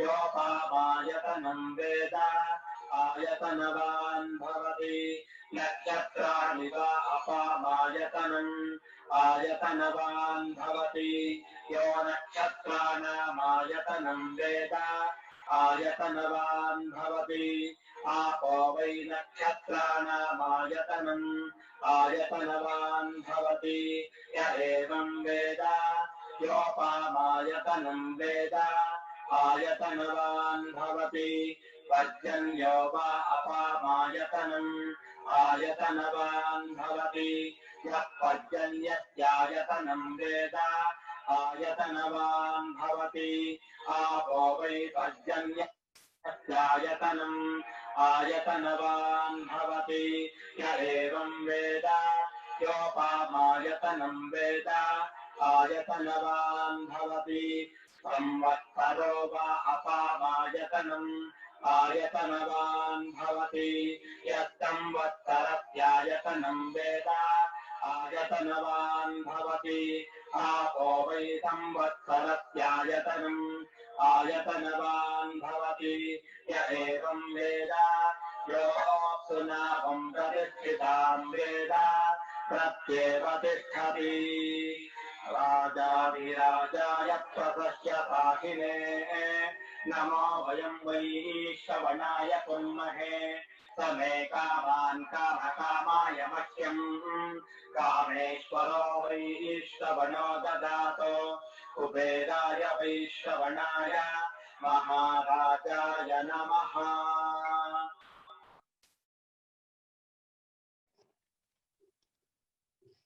That was truly a mesmerizing performance, talking and expressing about everything that the earth has to feel. Thank you so much for those lovely expressions. As we always know, that dance and music is the best form of expression and the universal language of love. Thank you so much for that extremely beautiful expressions and that lovely performance. Thank you. My dear lovely souls, may we now kindly request Mr. Amarjeet Bamra, the founder and secretariat at All Party Parliamentary Group, APPG, on Indian Traditional Sciences, and a prominent lecturer, practitioner, and an author to kindly join us. APPG and Indian Traditional Sciences put a combined effort to incorporate environment as it is the heart of the future of Ayush systems of health and well-being. May we kindly request Mr. Amarjeet Bamra to join us, please. Namaste to you, sir. Namaste. Thank you, Lakshmiji, for inviting me to this wonderful platform to be with all of us and to just share my humble thoughts on my perspective. And as you know, that we're working very hard on the ground in both the parliaments in the United Kingdom and in the EU Parliament to promote the values of the ancient spiritual sciences of India for health and wellness. And so I just really collected some thoughts together to share with you today. And I want to talk to you really about depleting medicinal plant resources, because this is a subject that obviously is very close to my heart, and how this is linked up, for the World Environment Day. So forests cover about 30% of the total area of Earth and are responsible for providing oxygen, which is so vital to ongoing survival of all life on our planet.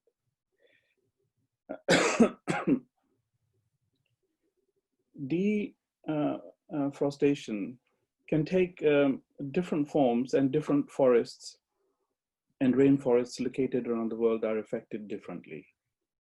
So fires, cutting down trees for agriculture and living and developing purposes, unsustainable and illegal timber logging and degrading due to climate change can all lead to deforestation.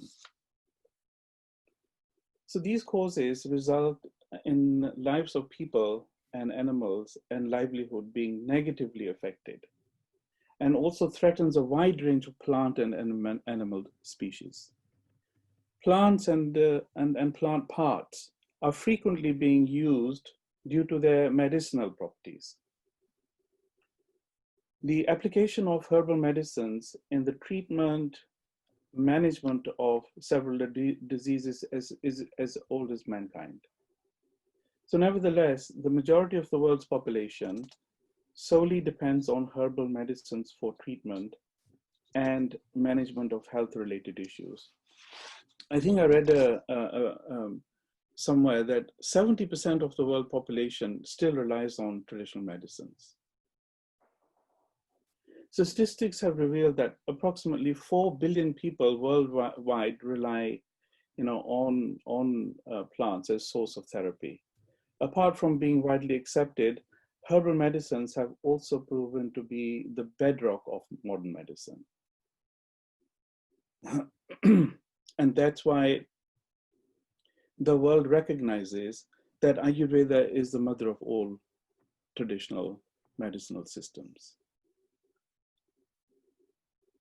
So the use of herbal medicine in the future years appears to be in doubt, even though statistics have unveiled the wide acceptance of them. And I don't need to remind you that even like in the Western medicine concept, as in the 1930s, 1940s, perhaps even 1950s, botany was part of training for a regular allopathic practitioner. So plant medicine, was very important in medicine. But as you now know, everything is synthesized. So this is due to the threats currently being posed by deforestation. In fact, deforestation poses a clear threat to the future of herbal medicines. It is uncertain how many of the medicinal plants will still be in existence in years to come. This is because quite a number of them are likely to go into extinction because majorly due to deforestation. Continued deforestation will significantly affect the populations of developing countries. 5 billion people across the world rely on traditional plants, as I've said earlier, for healthcare. If forests continue to be destroyed, many of these people will not be able to gain access to plants and trees that they require for medicinal purposes and will suffer negatively health consequences as a result. So that goes to really illustrate that, in this amazing planet that we all live on, and many countries, give us options and freedom of choice. So we can be living in the UK and practicing whatever faith we want and wear whatever clothes we want and eat whatever we want. And the same may be available in other countries around the world. But when it comes to our health and our wellness, we're actually consolidated to recognize that there is only one medicine system that you should be accepting. And there is no choice or freedom in human health and wellness.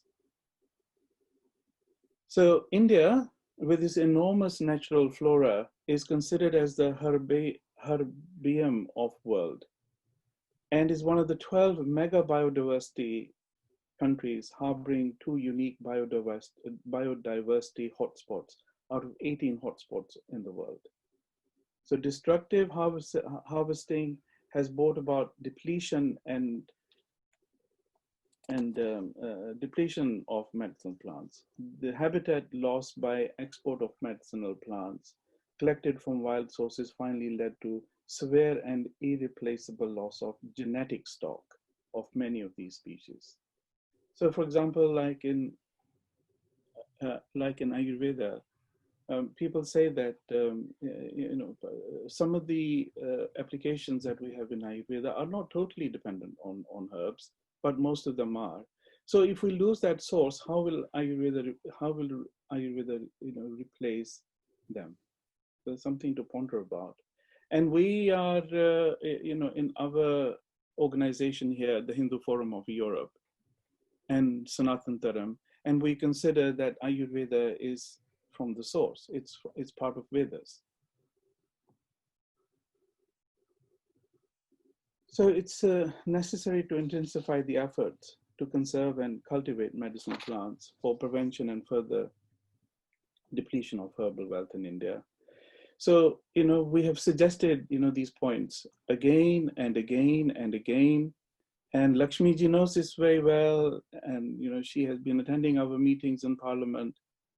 Ragaji is here also. She has also been attending our meetings.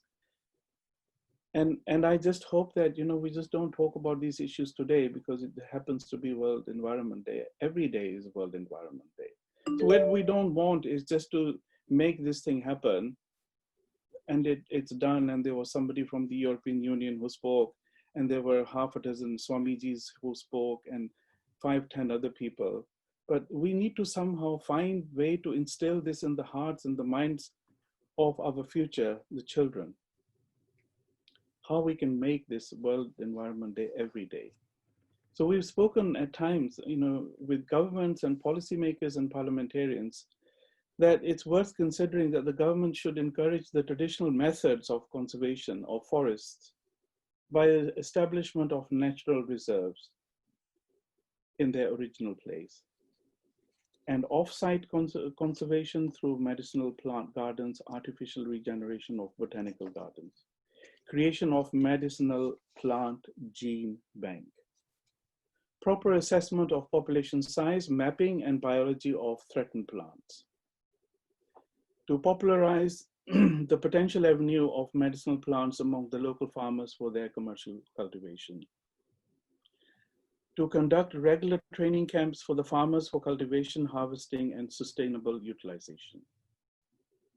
So we feel that the lack of coordination amongst various stakeholders is identified as one of the major constraints faced by the medicinal plant sector. And in medicinal plants, everything in the universe has a medicinal value. That is the premise of Ayurveda.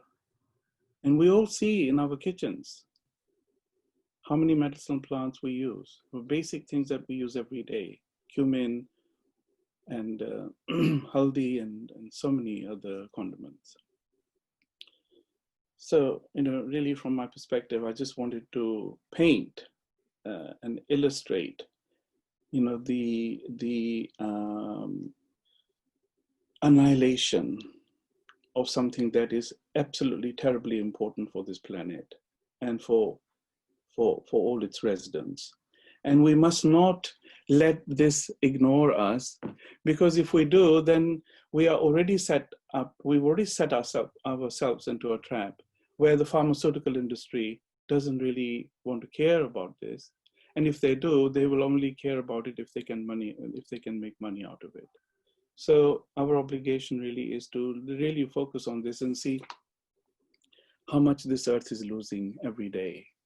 And I'm really grateful again to the Hindu Forum Europe for giving me this opportunity to share my humble opinion and my thoughts.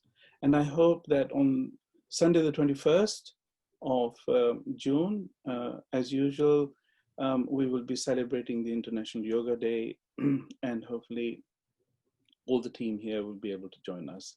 So thank you so much. Namaste.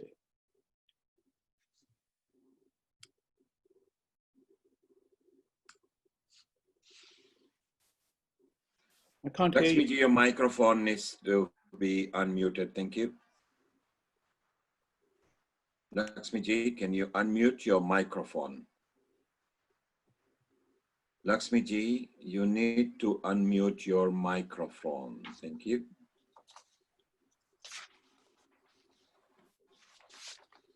Yes, thank you very much, Amarjit ji. Can you hear me? Yes, Yes, we can hear you.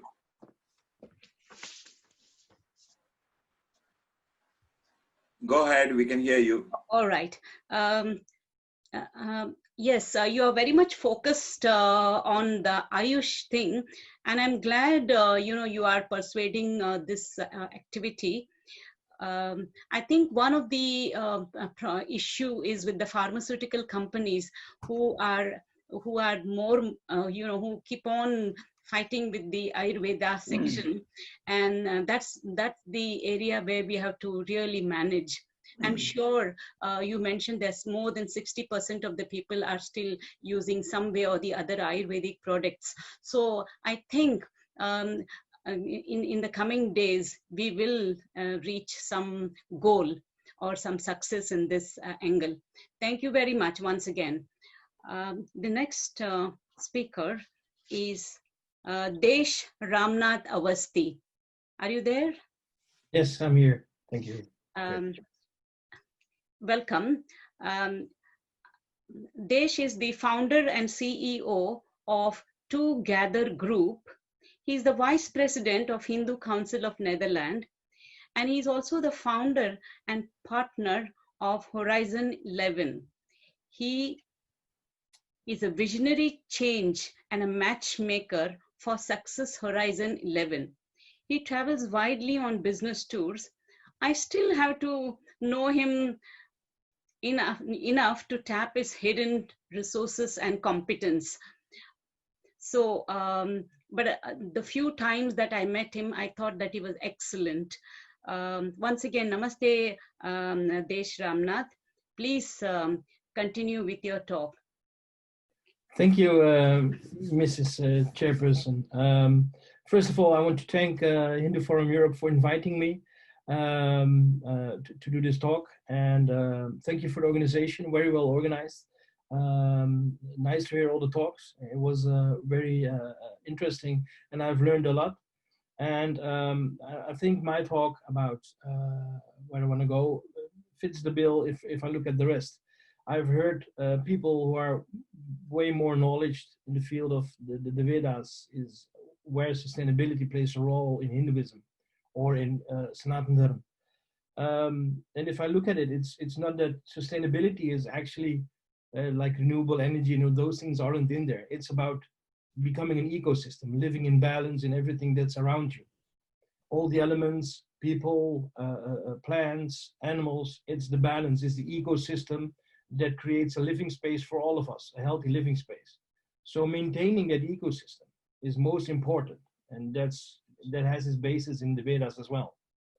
So if you look at all the explanations, I think it's based on the holistic view that everything is connected. So actually to create an ecosystem that's healthy for everybody, for biodiversity, for plants, for animals, it's actually merely taking care of yourself, because you have to take care of the ecosystem to make sure you will survive and all the species and kids and humanity after you. But it's also up till now to keeping yourself healthy. And that's the link that I want to talk about. We are with a lot of people. So a lot of people around the world, more than 7 billion, will lead up to the amount of food that's actually ridiculous that we consume around the world. And if you look at it, there are learnings in the Veda about food and how you should eat. And if I, as a biomedical scientist, can explain, is that nowadays people eat too much carbs and too much meat. So our own food, our own diet isn't in balance. We are actually living quite unhealthy. Too much meat causes obesity, heart diseases, cardiovascular diseases, a higher chance of different cancers. Whereas too much carbs will actually lead up to diabetes, obesity, and also different kind of cancers. So we're over consuming meat and carbs at a high pace. And if you look at the world, actually this behavior has the largest impact on sustainability. 80% of deforestation worldwide is due to production of food, agriculture. And in that agriculture, a large part of the agriculture, the things we produce is used to feed animals so we can actually eat meat. So 80% of all the forests that have been cut down is due to agriculture. And a large part of it is to feed animals that we will in the end eat. Whereas eating as much meat as people do is way unhealthy. But also 70% of fresh water, 70% of all the fresh water in the world is used in agriculture. So animal husbandry, horticulture, agriculture, 70% of fresh water is used to feed the people in the world. But also in the process, we use a lot of pesticides. So if you break it down, for our food, we have cut down 80% of the trees. For our food, we are using 70% of all fresh water. And we're putting in a lot of pesticides. So we're killing biodiversity, we are irrigation of soil. So water management is poorly, like causing floods, droughts. And we put in a lot of water, using a lot of pesticides, killing our own biodiversity and our own food chain. So if you're talking about all these things, is the first step people can do is start living healthy. A more healthy diet and getting conscious on where does your food come from. And if we change our behavior as consumers, as people, as humanity, eventually politics, entrepreneurs, agriculturists will change their methods of growing food. Because if you stop eating a lot of meat, there's lesser demand for animal food, so lesser demand for cutting down trees. If we use less carbs, like in India, most food is rice and potatoes, where they need a lot of water and a lot of pesticides go in. So if people change into healthier diets like tomatoes and bell peppers, and actually clean your own body, you also change the way you produce food and the effect on sustainability. And I think as we as a society, and we as a Hindu society, we should actually teach what we have already known for centuries and even longer, is create a clean balance inside yourself, use the right diet, and actually persuade the people, because they're supplying us, to provide the right food, the right ingredients, developed in the right way. We can actually change the whole sustainability problem. And if we don't, if looking at the future, not only India, but the rest of the world, is that the growing pace of humanity is going to be big. So we're going to cut down a lot of more trees to provide for meat, to actually feed meat so that we can eat it, or otherwise produce unhealthy crops in an unhealthy or non-sustainable manner. We as a society, and I think we as a Hindu society, should take the lead and say, eat healthy again. If it's Ayurveda or the way you eat, become in balance with yourself, inside of yourself, and let the world know what you want, and thus change the demand. Not change the demand from unhealthy meat, unhealthy foods, unhealthy sugars to a healthy diet. You will in the end change the way we actually do agriculture and produce food. So we can create a lower impact on the usage of water. Again, 70% of all fresh water is used for producing food, in which you put pesticides, which go into our climate, into our trees, into our biodiversity. And on the other hand, we cut down all the trees that actually clean the air, provide us with oxygen. So my call would be, use the Hindu knowledge, the Sanatana Dharma knowledge, the Vedic knowledge, to create a cleaner insight in yourself, create a different demand, and thus send a signal to all the fruit producers that things should be done differently. It's ridiculous that we around the world cut down all those trees to feed animals which we will in the end eat while making ourselves sick. That's a broken food system. And I think if we can do the first step and put a demand at the European Union or any other place, saying that we as a Hindu community think people should get back to the core of understanding that your own ecosystem will reflect on the outside ecosystem, and thus create a balance, a holistic balance, which will change the way we focus on our earth, will create a big impact that in the end, people will hear us. So start small, even though it's not an Indian saying, it's a Chinese saying, even a journey of 1,000 miles starts with a single step. And I think we as a community should take a step and say, we have the knowledge to eat differently, to eat smartly, healthy, and this will change the world. So I think that would be my message as a biomedical scientist and entrepreneur in the field of innovative agriculture as well. And I hope we can create a difference by joining these forces and doing these things more often, but especially reach out, not only talk to each other, but let the world know we as a Vedic Sanatana Dharma community have ancient knowledge on how to use these things for small steps to create a difference in the world. Again, thank you, and I hopefully these kind of sessions will be done more often and become bigger and bigger, and that this is the first step towards a change in the world. Thank you, and good luck. Thank you very much, Desh. I really liked your points that everything is connected. Yes, yes, indeed. And also the scientific food policy and sustainability, these two can be linked very well. I think your use of Hindu knowledge can really bring a change in the broken food habits that has been, or the broken food policy, or that can be set, you know, by using the Hindu knowledge. Anyway, thank you very much, Desh. Definitely we shall go ahead with some of the points that we took up in this meeting. Thank you.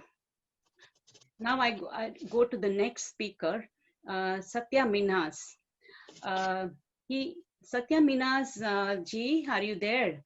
I'm there. Yes, he is the co-chair of Hindu Council UK. He has worked for Metropolitan Police for several years and was the president of Metropolitan Police Hindu Association. A very kind and helpful person to all. He will be talking on water-related matters affecting environment. Namaste, Satya ji, namaste. Namaskar. Om Namo Shivaya. Namaskar. My sincere thanks to you, Lakshmi ji, for inviting me to participate in this World Environment Day. As you know, the waters are the foundation of all this universe. The list of human blunders in the areas of environment is endless. When I look at it, first of all, I blame myself and ask myself and tell myself that I must take steps to behave better in future. With all these qualifications, status, and experiences we have, I think I personally feel myself guilty. We have spent decades on trying to remedy, improve water quality, but with political, economic, and social differences acting as barriers to improvement. Perhaps we are the barriers.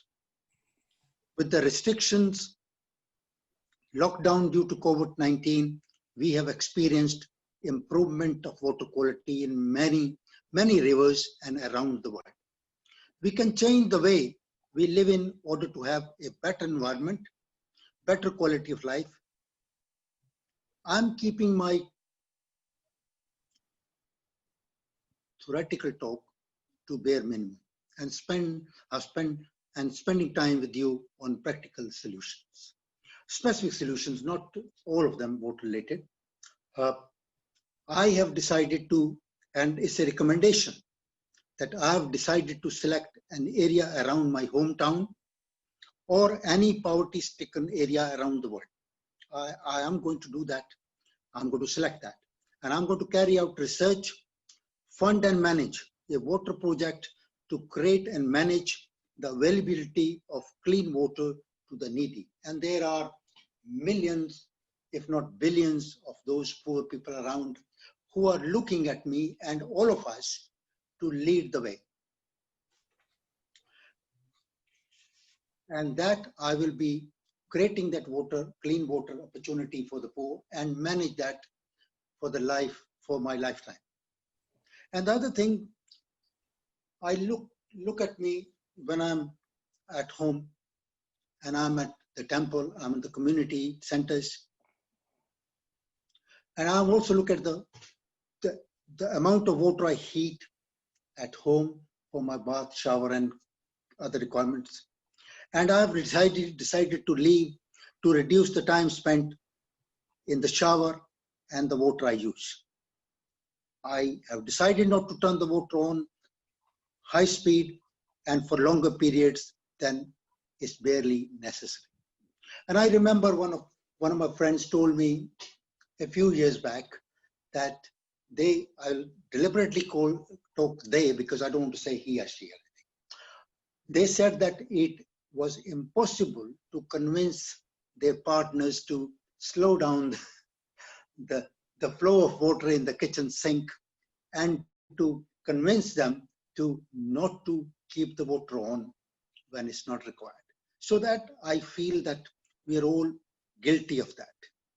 When we are using water in the sink or whether we are using in the wash basin, we have to be more careful. Conserve water.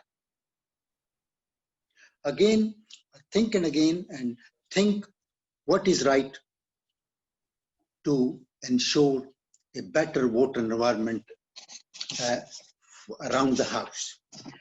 And finally, actively, I will be promoting and supporting any water-related matters throughout the year and at regular intervals.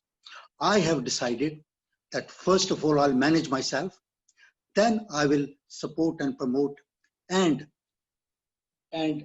see what contribution I can make to make the water environment better on this planet Earth. Thank you very much. Namaskar. Thank you very much, Satyaji. Yes, conservation of water is the need of the day. And I liked your plan of water management in a small area, in a small village or something like that for the benefit of the people. That will give you a lot of satisfaction and it's a very noble job. Once again, thank you. I invite the next speaker, Krishna Kripa Das.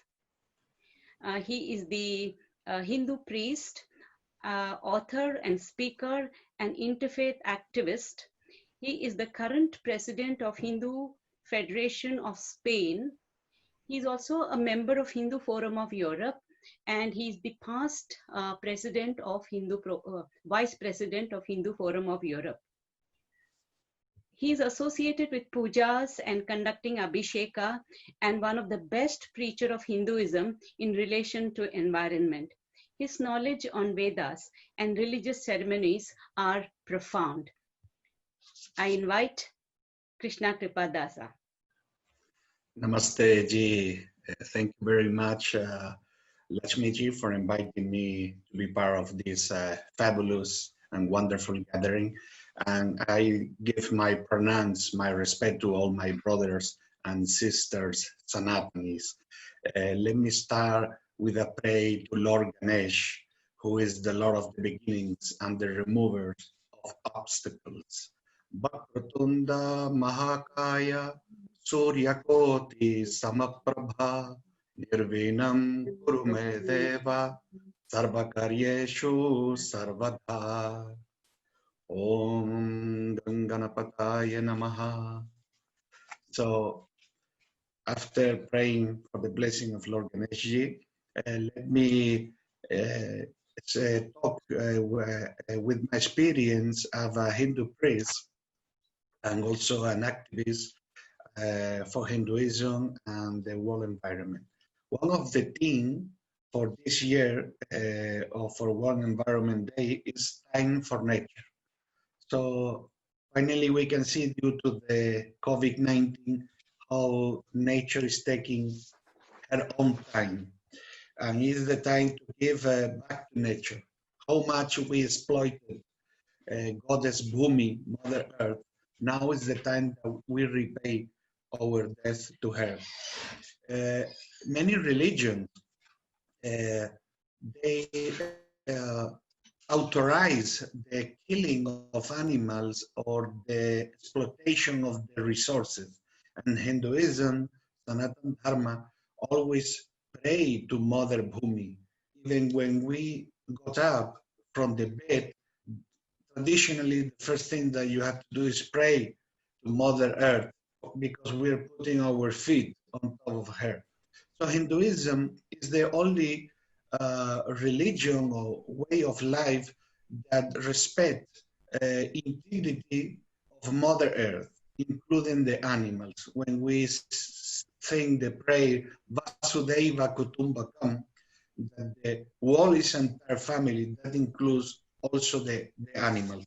And now we can see, due to the COVID-19, how the temples shifted the paradigm of for darshan. Like we have to close all the temples, most all over the world, and we have to change the policy now that we are opening again slowly.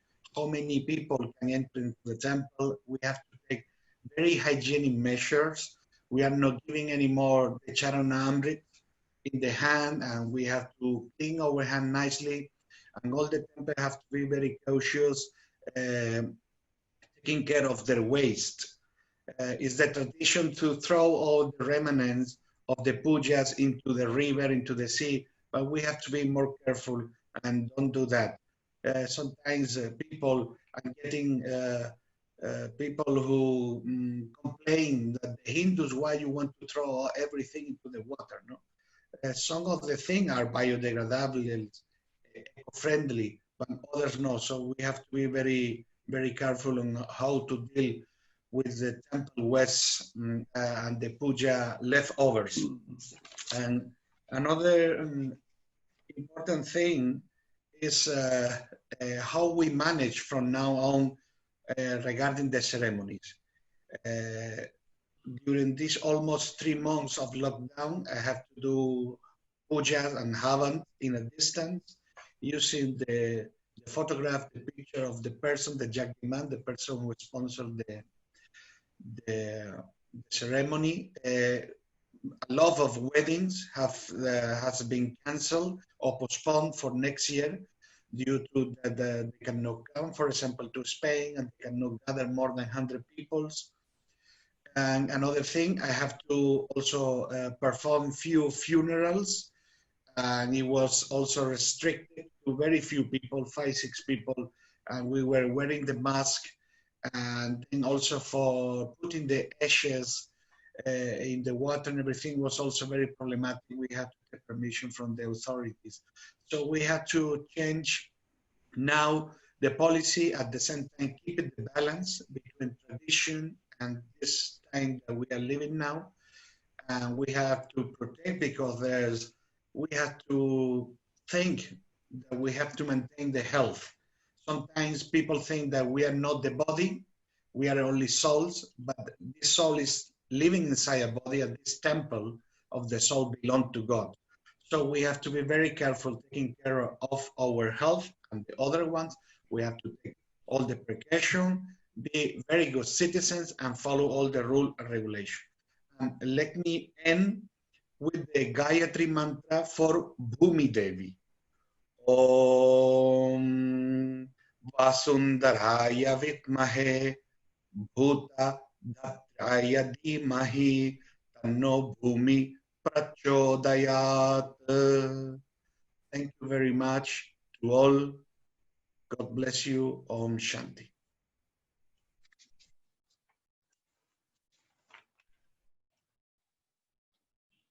Thank you, Krishna Kripadasi. I think we have temporarily lost Lakshmiji, maybe because of connection, but it is wonderful maybe to invite the next soulful speaker, Parabhaktiji. Parabhaktiji, maybe if you could just tell us a bit about yourself, and with your big broad smile, we welcome you wholeheartedly, dear, and just tell us a bit about yourself. Thank you. Yes, Hare Krishna, thank you Lakshmiji, thank you all the team who organized this wonderful event. And Parabhakti Das, I'm living in Italy, where I serve. I am president in a big temple near Florence, and also vice president of Hare Krishna movement ISKCON in Italy. I do a lot of things communication. So protection of the environment is within my heart, I was working already 30 years ago, maybe more than 30 years ago, about the protection of the environment. So I'm very grateful to you to organize this day, and we're looking everyone for the better future. I like to start reading the first sloka of the Sri Isopanishad. It's this very ancient book. Isavasyam idam sarvam yatkincha jagatyam jagat tena tyaktena bunjita magrida kasyas vidyana. Translation is, everything animate or inanimate that is within the universe is controlled and owned by the Lord. One should therefore accept only those things necessary for himself, which are set aside as his quota. And one should not accept other things, knowing well to whom they belong. So these ancient verses represent the very essence of the sustainable life model to guarantee, protect, and conserve the environment. Fortunately, today, there is a lot of talk about the protection of the planet, and we spiritualists need to join these voices of protest and urge the rules to protect Bhumi, the heart, one of the 7 mothers who support and ensure the existence of every living being. How could the sensible son harm his mother? Yet it happens. The river, the sea, the forest, the mountain, the sophisticated ecosystem that our mother makes available to us to live in harmony with the energy of Krishna, God, is heavily threatened by the demonic mentality of Kali Yuga, what is considered by many to be legitimate to indiscriminately exploit all that we found will be born in this world. Many people think that enjoying the material things will give happiness, and so exploit nature for that purpose. It becomes normal. We need to rebel against this mentality, try to curb or obstruct this absurd squeezing of resources, this senseless race to accumulation, because beyond deeper consideration, those who intend unlimitedly exploit the resource that instead are limited can only cause planet destruction. We can increase controls, put heavier sanction, but this will not lead to lasting result if the mentality of people does not change. Whoever considers nature only as a servant of his whims and material desire will sooner or later find a way around the limitation. It will be an endless battle while in the meantime, everything will be destroyed. Sri Isopanishad, this ancient text, but out of the space-time dimension, for the precious and ever-present teaching, it offers, outlines the right understandings for living in harmony with the planet. First, say, we are not the owners of the resources, they are only made available to us. And second, we must take only what is necessary to live. Does this statement mean that we must all become sadhus and go and live in the forest, eating only a handful of rice, some berries harvested here and there? Absolutely no. Everyone has different nature, and his place in society will also lead to different needs. The lifestyle of a head of state will certainly be different from those who feel more serene and fulfilled by living on agriculture. In the ideal society, these different roles are assumed not on the basis of birth, favor made by some friend, for opportunism or for abuse, but on the real quality and tendency of the individual. A head of state will necessarily have to surround himself with luxury and wealth because this is part of his role. Moreover, what consideration people have if the country is represented by a person who dresses in a modest way or who receive his peers in a very small building? The profound meaning of these verses is found when we study the life of great personalities, such as example like Chanakya Pandit, who was the prime minister in the court of the Maurya dynasty. He was the real protagonist of the development of what is considered among the most important, if not the most important, dynasties of India. During the day, he dresses elegantly, organizes sumptuous banquets, and for guests and arranged a fantastic environment to receive them. And when his task ended, he retired to a very simple hut, dressed simply, and studied, recited mantra, prayed, and meditated. He used the resource responsibly, but only those he needed to perform his duties. True pleasure was founded by cultivating spiritual realization. Only by finding the right balance between the body and mind needs and cultivate our true self, we can find the real satisfaction to our desire, and we will be able to live harmonious and win-win relationship with the planet. We Krishna devotees have several community and agricultural projects where people live a simple life, but in full satisfaction, where the environmental footprint is lower than that which population living in poverty in the present areas have. Spiritual consciousness made the difference. For thousands of years, the master of our tradition, the Vaishnavism, have affirmed that the only things that is really missing in the world that which resolve environmental and social problems is Krishna, God consciousness. If we put him in the center, selfishness and exploitation will be replaced by affection and generosity, and then it will be a better world. I think that we all together, we have all the knowledge and all the capacity to do something really useful for the society. Thank you very much, and Hare Krishna. Thank you very much for the wonderful session you presented, Parabhatiji Das. You are, of course, the director of ISKCON Communications of Italy and also for the vice director for the whole Europe. Yes. And you're also the president of the Villa Vrindavan, which is a lovely villa there. So if anybody wants to go there, remember Parabhati Das is your person over there. Thank you very much. And now we would like to move on to the next wonderful soul all the way from Sweden.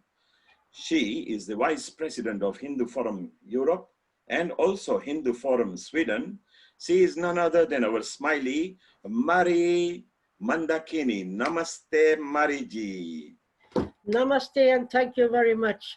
I am not the Vice President in Sweden, I am the Secretary, but otherwise everything. My apologies. Yeah. Namaskar, dear ones and new ones. My intention for today's conference is to speak a little on Hindu Dharma and animals. When people are locked down, the animals arise. While swimming in, more turtles on the beach, peacocks on a city tower. You are mainly happy about that. But in this time of pandemic, also anger, protests and riots, we can see. Not only humans are victims of violence, but also extremely many cases of animal abuse and the deepest forms of cruelty made by human actions. The elephant and her baby, the cow mata, the boar, the monkey, the tiger, the horse, the goat, the stray dog, the kitten. We have seen animals fed with things like firecrackers, needles and pins, and poison in false food, or stabbed to death with knives, some of them also badly hurt in their private parts. The kitten I saw was live on Facebook. Two 10-year-old girls, barefoot, stamped it slowly to death. It took about 5 minutes. Is that the society we can accept? Or do we see a desperate need of self-control and a more caring lifestyle? Do we see the importance to practice the Hindu tradition of the magic word compassion with people international, with the same interests, when Hinduism in itself is the best construction for this? Do animal welfare means welfare for humanity and the pleasure to the gods? Ask, demand, and take support, include others, teaching of non-violence, ahimsa, and word family, Vasudhaiva Kutumbakam. Pick the fruits on a beautiful day, but pick it like half for the animals and birds, and half for yourself when greed becomes your problem. The happiness or unhappiness of life and wildlife is not a mistake. It is a heritage of knowledge from ancient and eternal time. It's a fine weave of threads where everything and everyone, from the narrow to big whole of existence, are connected. It's the Atma and Brahma universal network, where Hindu religions give equal values for all beings. This religion is not only for human beings, it is also for animals, as it is supposed to always follow truth and strive for eternal peace and justice. Gods with animal expressions, half man, half animal, animals placed in front of gods, God's carriers, saviors, and helpers. Should we not bless them and respect them also, if we respect ourselves? In Hinduism, gods always accompanied by animals, such as cows, dogs, snakes, donkeys, monkeys, peacocks, swans, and pigs.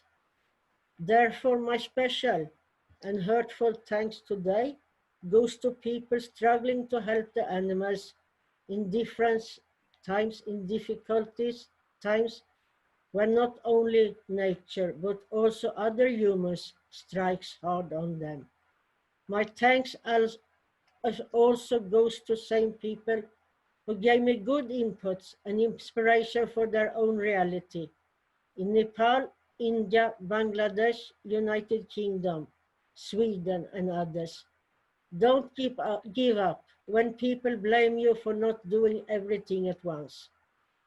They will blame you, they will blame your people, they will blame your country, and they will blame your religion. The strength, anyway, is that the care for joy and joy from becoming a friend with animals has an absolute natural unity factor worldwide. Thank you for listening. Om Shanti. Thank you very much, Mandakini ji. How spiritual and soulful of you to bring that message to us all the way from Sweden. And now it's time to welcome the treasurer of Hindu Forum of Europe. And by profession, he is a nuclear engineer. So we better keep a good friendship with him. And he's all the way from Milan. Please welcome Gianluca Triano. Namaste, Gyanji. Namaste. Hi to all. Thank you for being here and thank you for inviting me. If you please, I have a presentation so you can better understand what I'm going to talk about.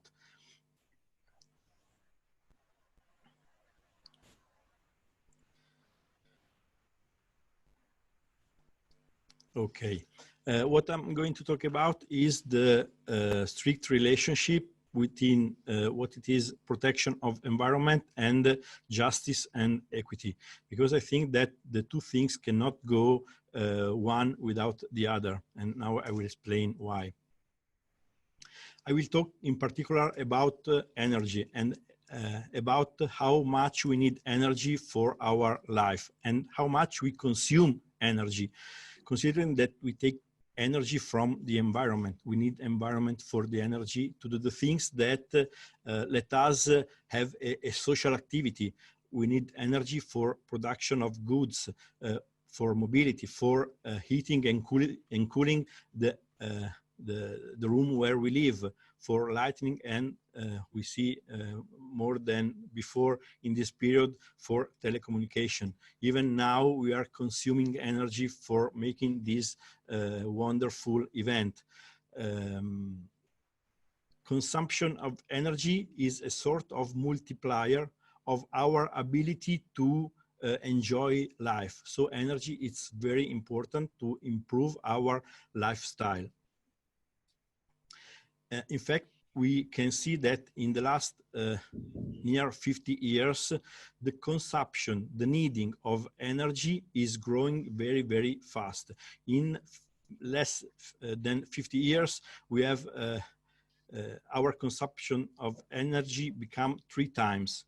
And we can see that this needing is growing very fast in those countries that are growing their economy, that are growing their development, that are growing their technology. And this is not just the end, this is just the beginning. So we can understand that our needing of energy will increase much and much more in the next few years. But there is a thing that I want to focus on, that we should not consider only the total amount of energy that someone consumes. If we focus on the individual consumption of energy, so how much energy a single man, a single woman for their life, we see that in the world there is a very, very big difference. If a human being in Africa consume 1 to live for their life, the same human being in the United States consume 20. In this way, we see that there is no equity. So in this way, we see that there is not the same access to energy for everyone. And we see that there are countries that use energy and so use environmental resources more than others. And this cause inequity in the world, cause poverty in some part of the world and richness in the other. But we have a very big problem that we will have to aim for the next years. The energy reserves are not unlimited. At the actual status, we have about 50 years for using oil and gas. We have near more 100 years for consuming coal, but we know that using coal for producing energy is very, very bad because it causes a very big pollution. Coal is the most polluting resource for producing energy. And even nuclear, we have seen what happened in the last years. So nuclear seems to be a clean energy, but it is true if we do not consider accident that can happen. Because when a nuclear accident happens, environmental and people are destroyed. So it's not nice to get energy only from nuclear. So we have to think what we want to do for the future. We know that renewable energy are, we are becoming very sensitive to renewable energy. But as we see in this situation, in this moment, we only use a very few percentage of renewable energy. This is because renewable energy are even costly. So it's not easy to access to renewable energy for their cost. And even because it is not possible to make grow this kind of energy very, very fast. But we need to make an effort to substitute energy produced with coal or with oil with energy produced from renewable energy.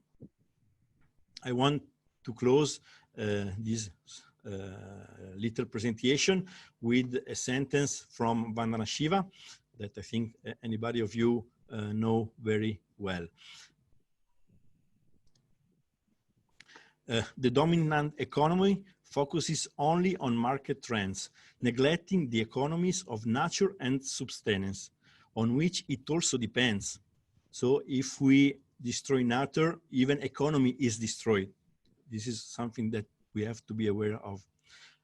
His distorted view brings out financial speculation and hides far more significant negative consequences, such as depletion of natural resources and the impoverishment of peoples.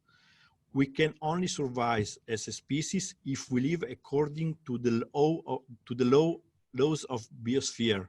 The biosphere can satisfy everyone's needs. if the global economy respects the limit imposed by sustainability and justice. Don't forget justice. As Gandhi reminded us, the heart has enough for everyone's need, but not for someone's people greed. This was the message that I wanted to take to you. Thank you very much, and namaste to all. Gianluca, Triano, what a wonderful presentation. With an ease, we understood what your thoughts were. It was beautiful, and thank you very much for your contribution. And we will now move on to the last speaker that we have got. He's the coordinator of Hindu Matters in Britain, coordinator of Palan Foundation 2. He is a volunteer at the BAPS Swaminarayan Temple 2 as well. He used to be an owner of a very large multi-chain photo shops in central London when the photography was rife at that time. He is none other than Kash Morjaria, the CEO for the Hindu Forum of Britain. Namaste, Kashji. Namaste, Neil. Thank you very much, and namaste to everyone here. Shri Swaminarayan Bhagwan Ni Jai. Mahant Swami Maharaj Ni Jai. On behalf of the BAPS Swaminarayan Sanstha UK and Europe, namaste to all. And thank you to Hindu Forum of Europe for organizing this and having us on. So I'm going to speak to you on behalf of the BAPS Swaminarayan Sanstha. Mahatma Gandhi once said, "Be the change that you wish to see in the world." So with setting that example, since opening of the Britain's first authentic Hindu temple and Europe's first traditional Hindu stone temple, the BAPS Swaminarayan Mandir, fondly known as the Nizam Temple, have not only been celebrating the World Environment Day annually, but also practically living it every day. With Hinduism's renowned reverence for nature, and the concept of environmental protection is not separate from its religious teachings, it is important that we are all compassionate to the environment. For example, during the construction of the Nizam Temple 25 years ago, in fact, 25 years ago to this year, when a total of 226 oak trees were used in the construction of its Haveli, BAPS in return planted 2,300 English oak saplings in Wiltshire.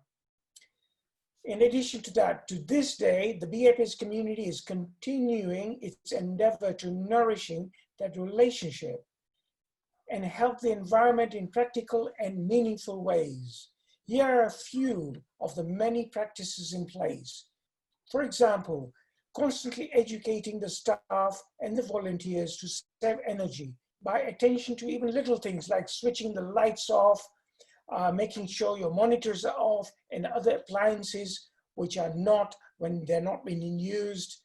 So be alert at all times. For all the publications, they use a chlorine-free paper, which is sourced from well-managed forests, and even the vegetable oil-based inks for large print publications. They have recently eliminated the use of plastic bags and plastic food trays completely. They also advocate strict vegetarianism. According to the United Nations 2006 report, the livestock industry is responsible for 18% of all greenhouse gas emissions from human activities. That's more than all the world's cars, trucks, trains, planes, and boats combined.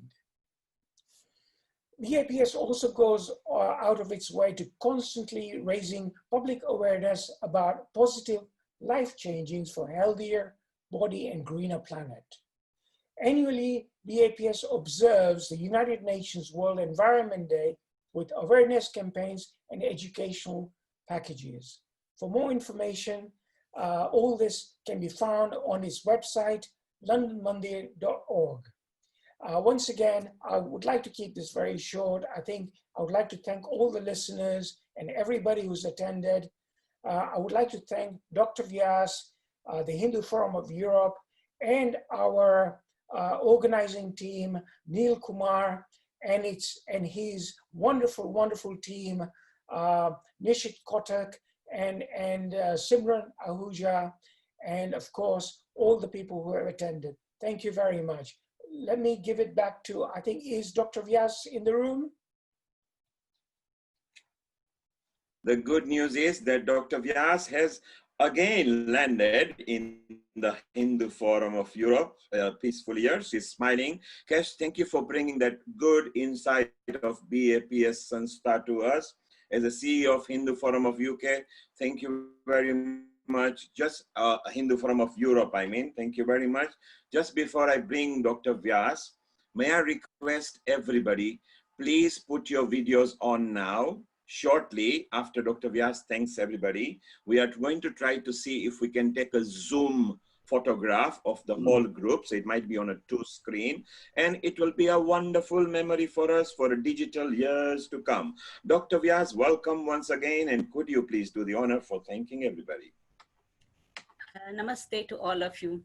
I had disappeared for a while. Can you hear me? Yes. Loud and clear. Yes. All right. Okay.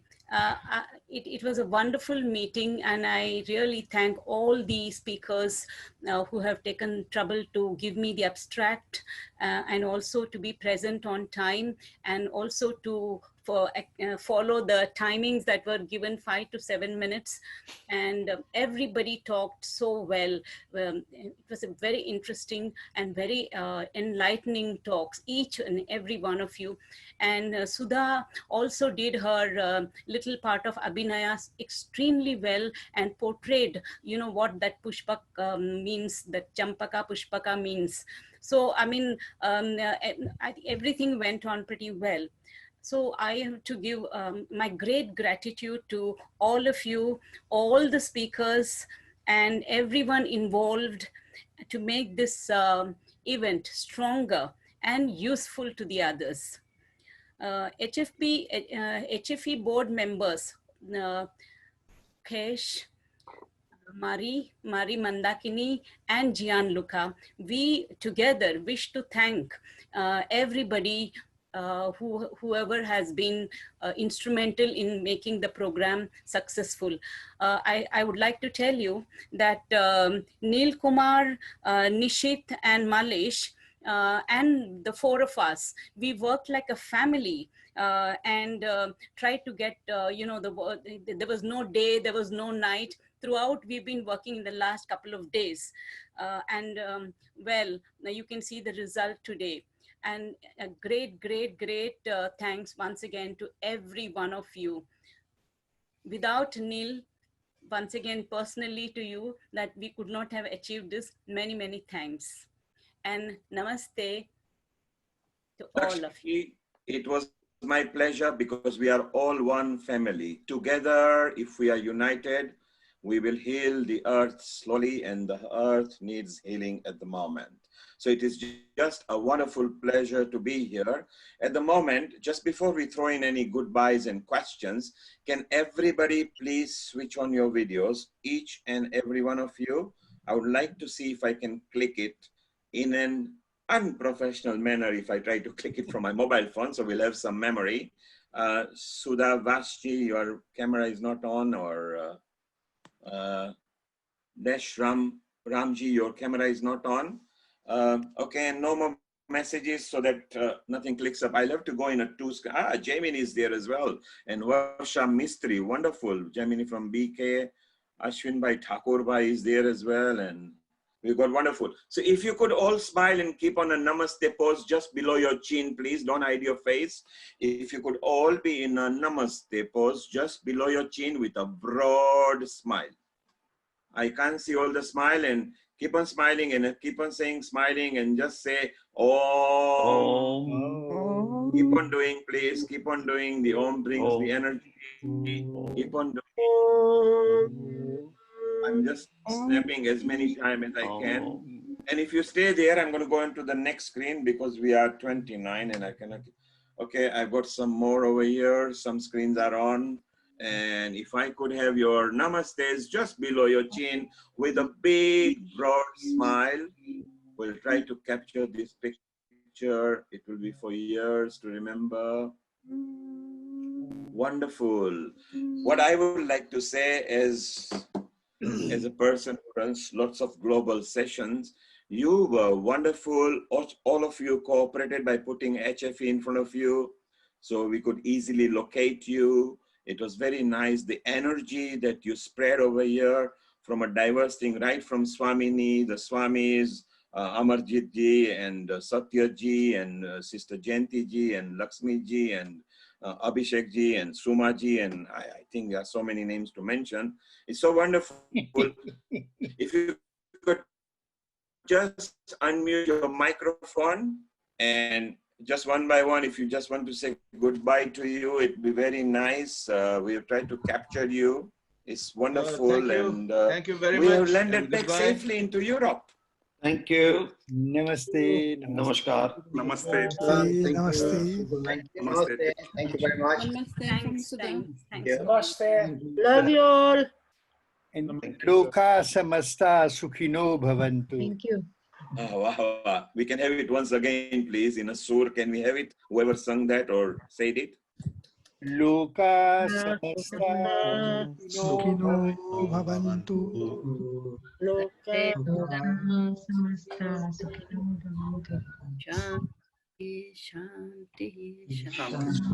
Lakshmi ji, would you like to say goodbye to everybody? I don't think there's any question. Is there any questions? Anybody? You got any question? Just raise your hand.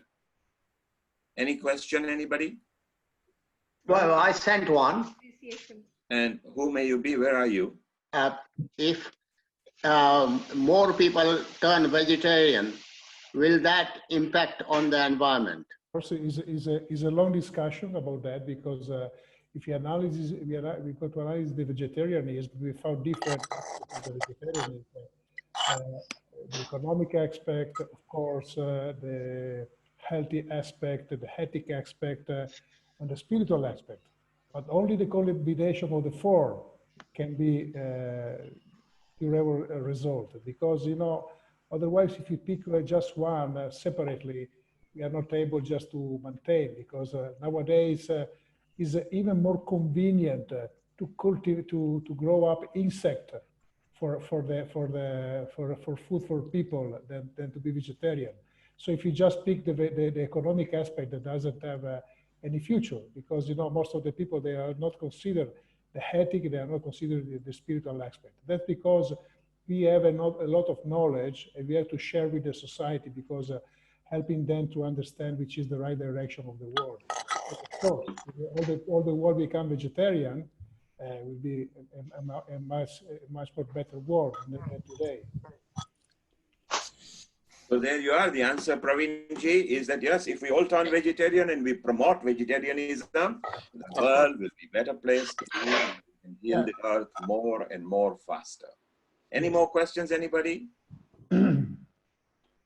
So I think we are all happy. Lakshmi ji, maybe you can just do the last Gayatri mantra and we can say goodbye to all of us. All right, I'm here. Close your eyes.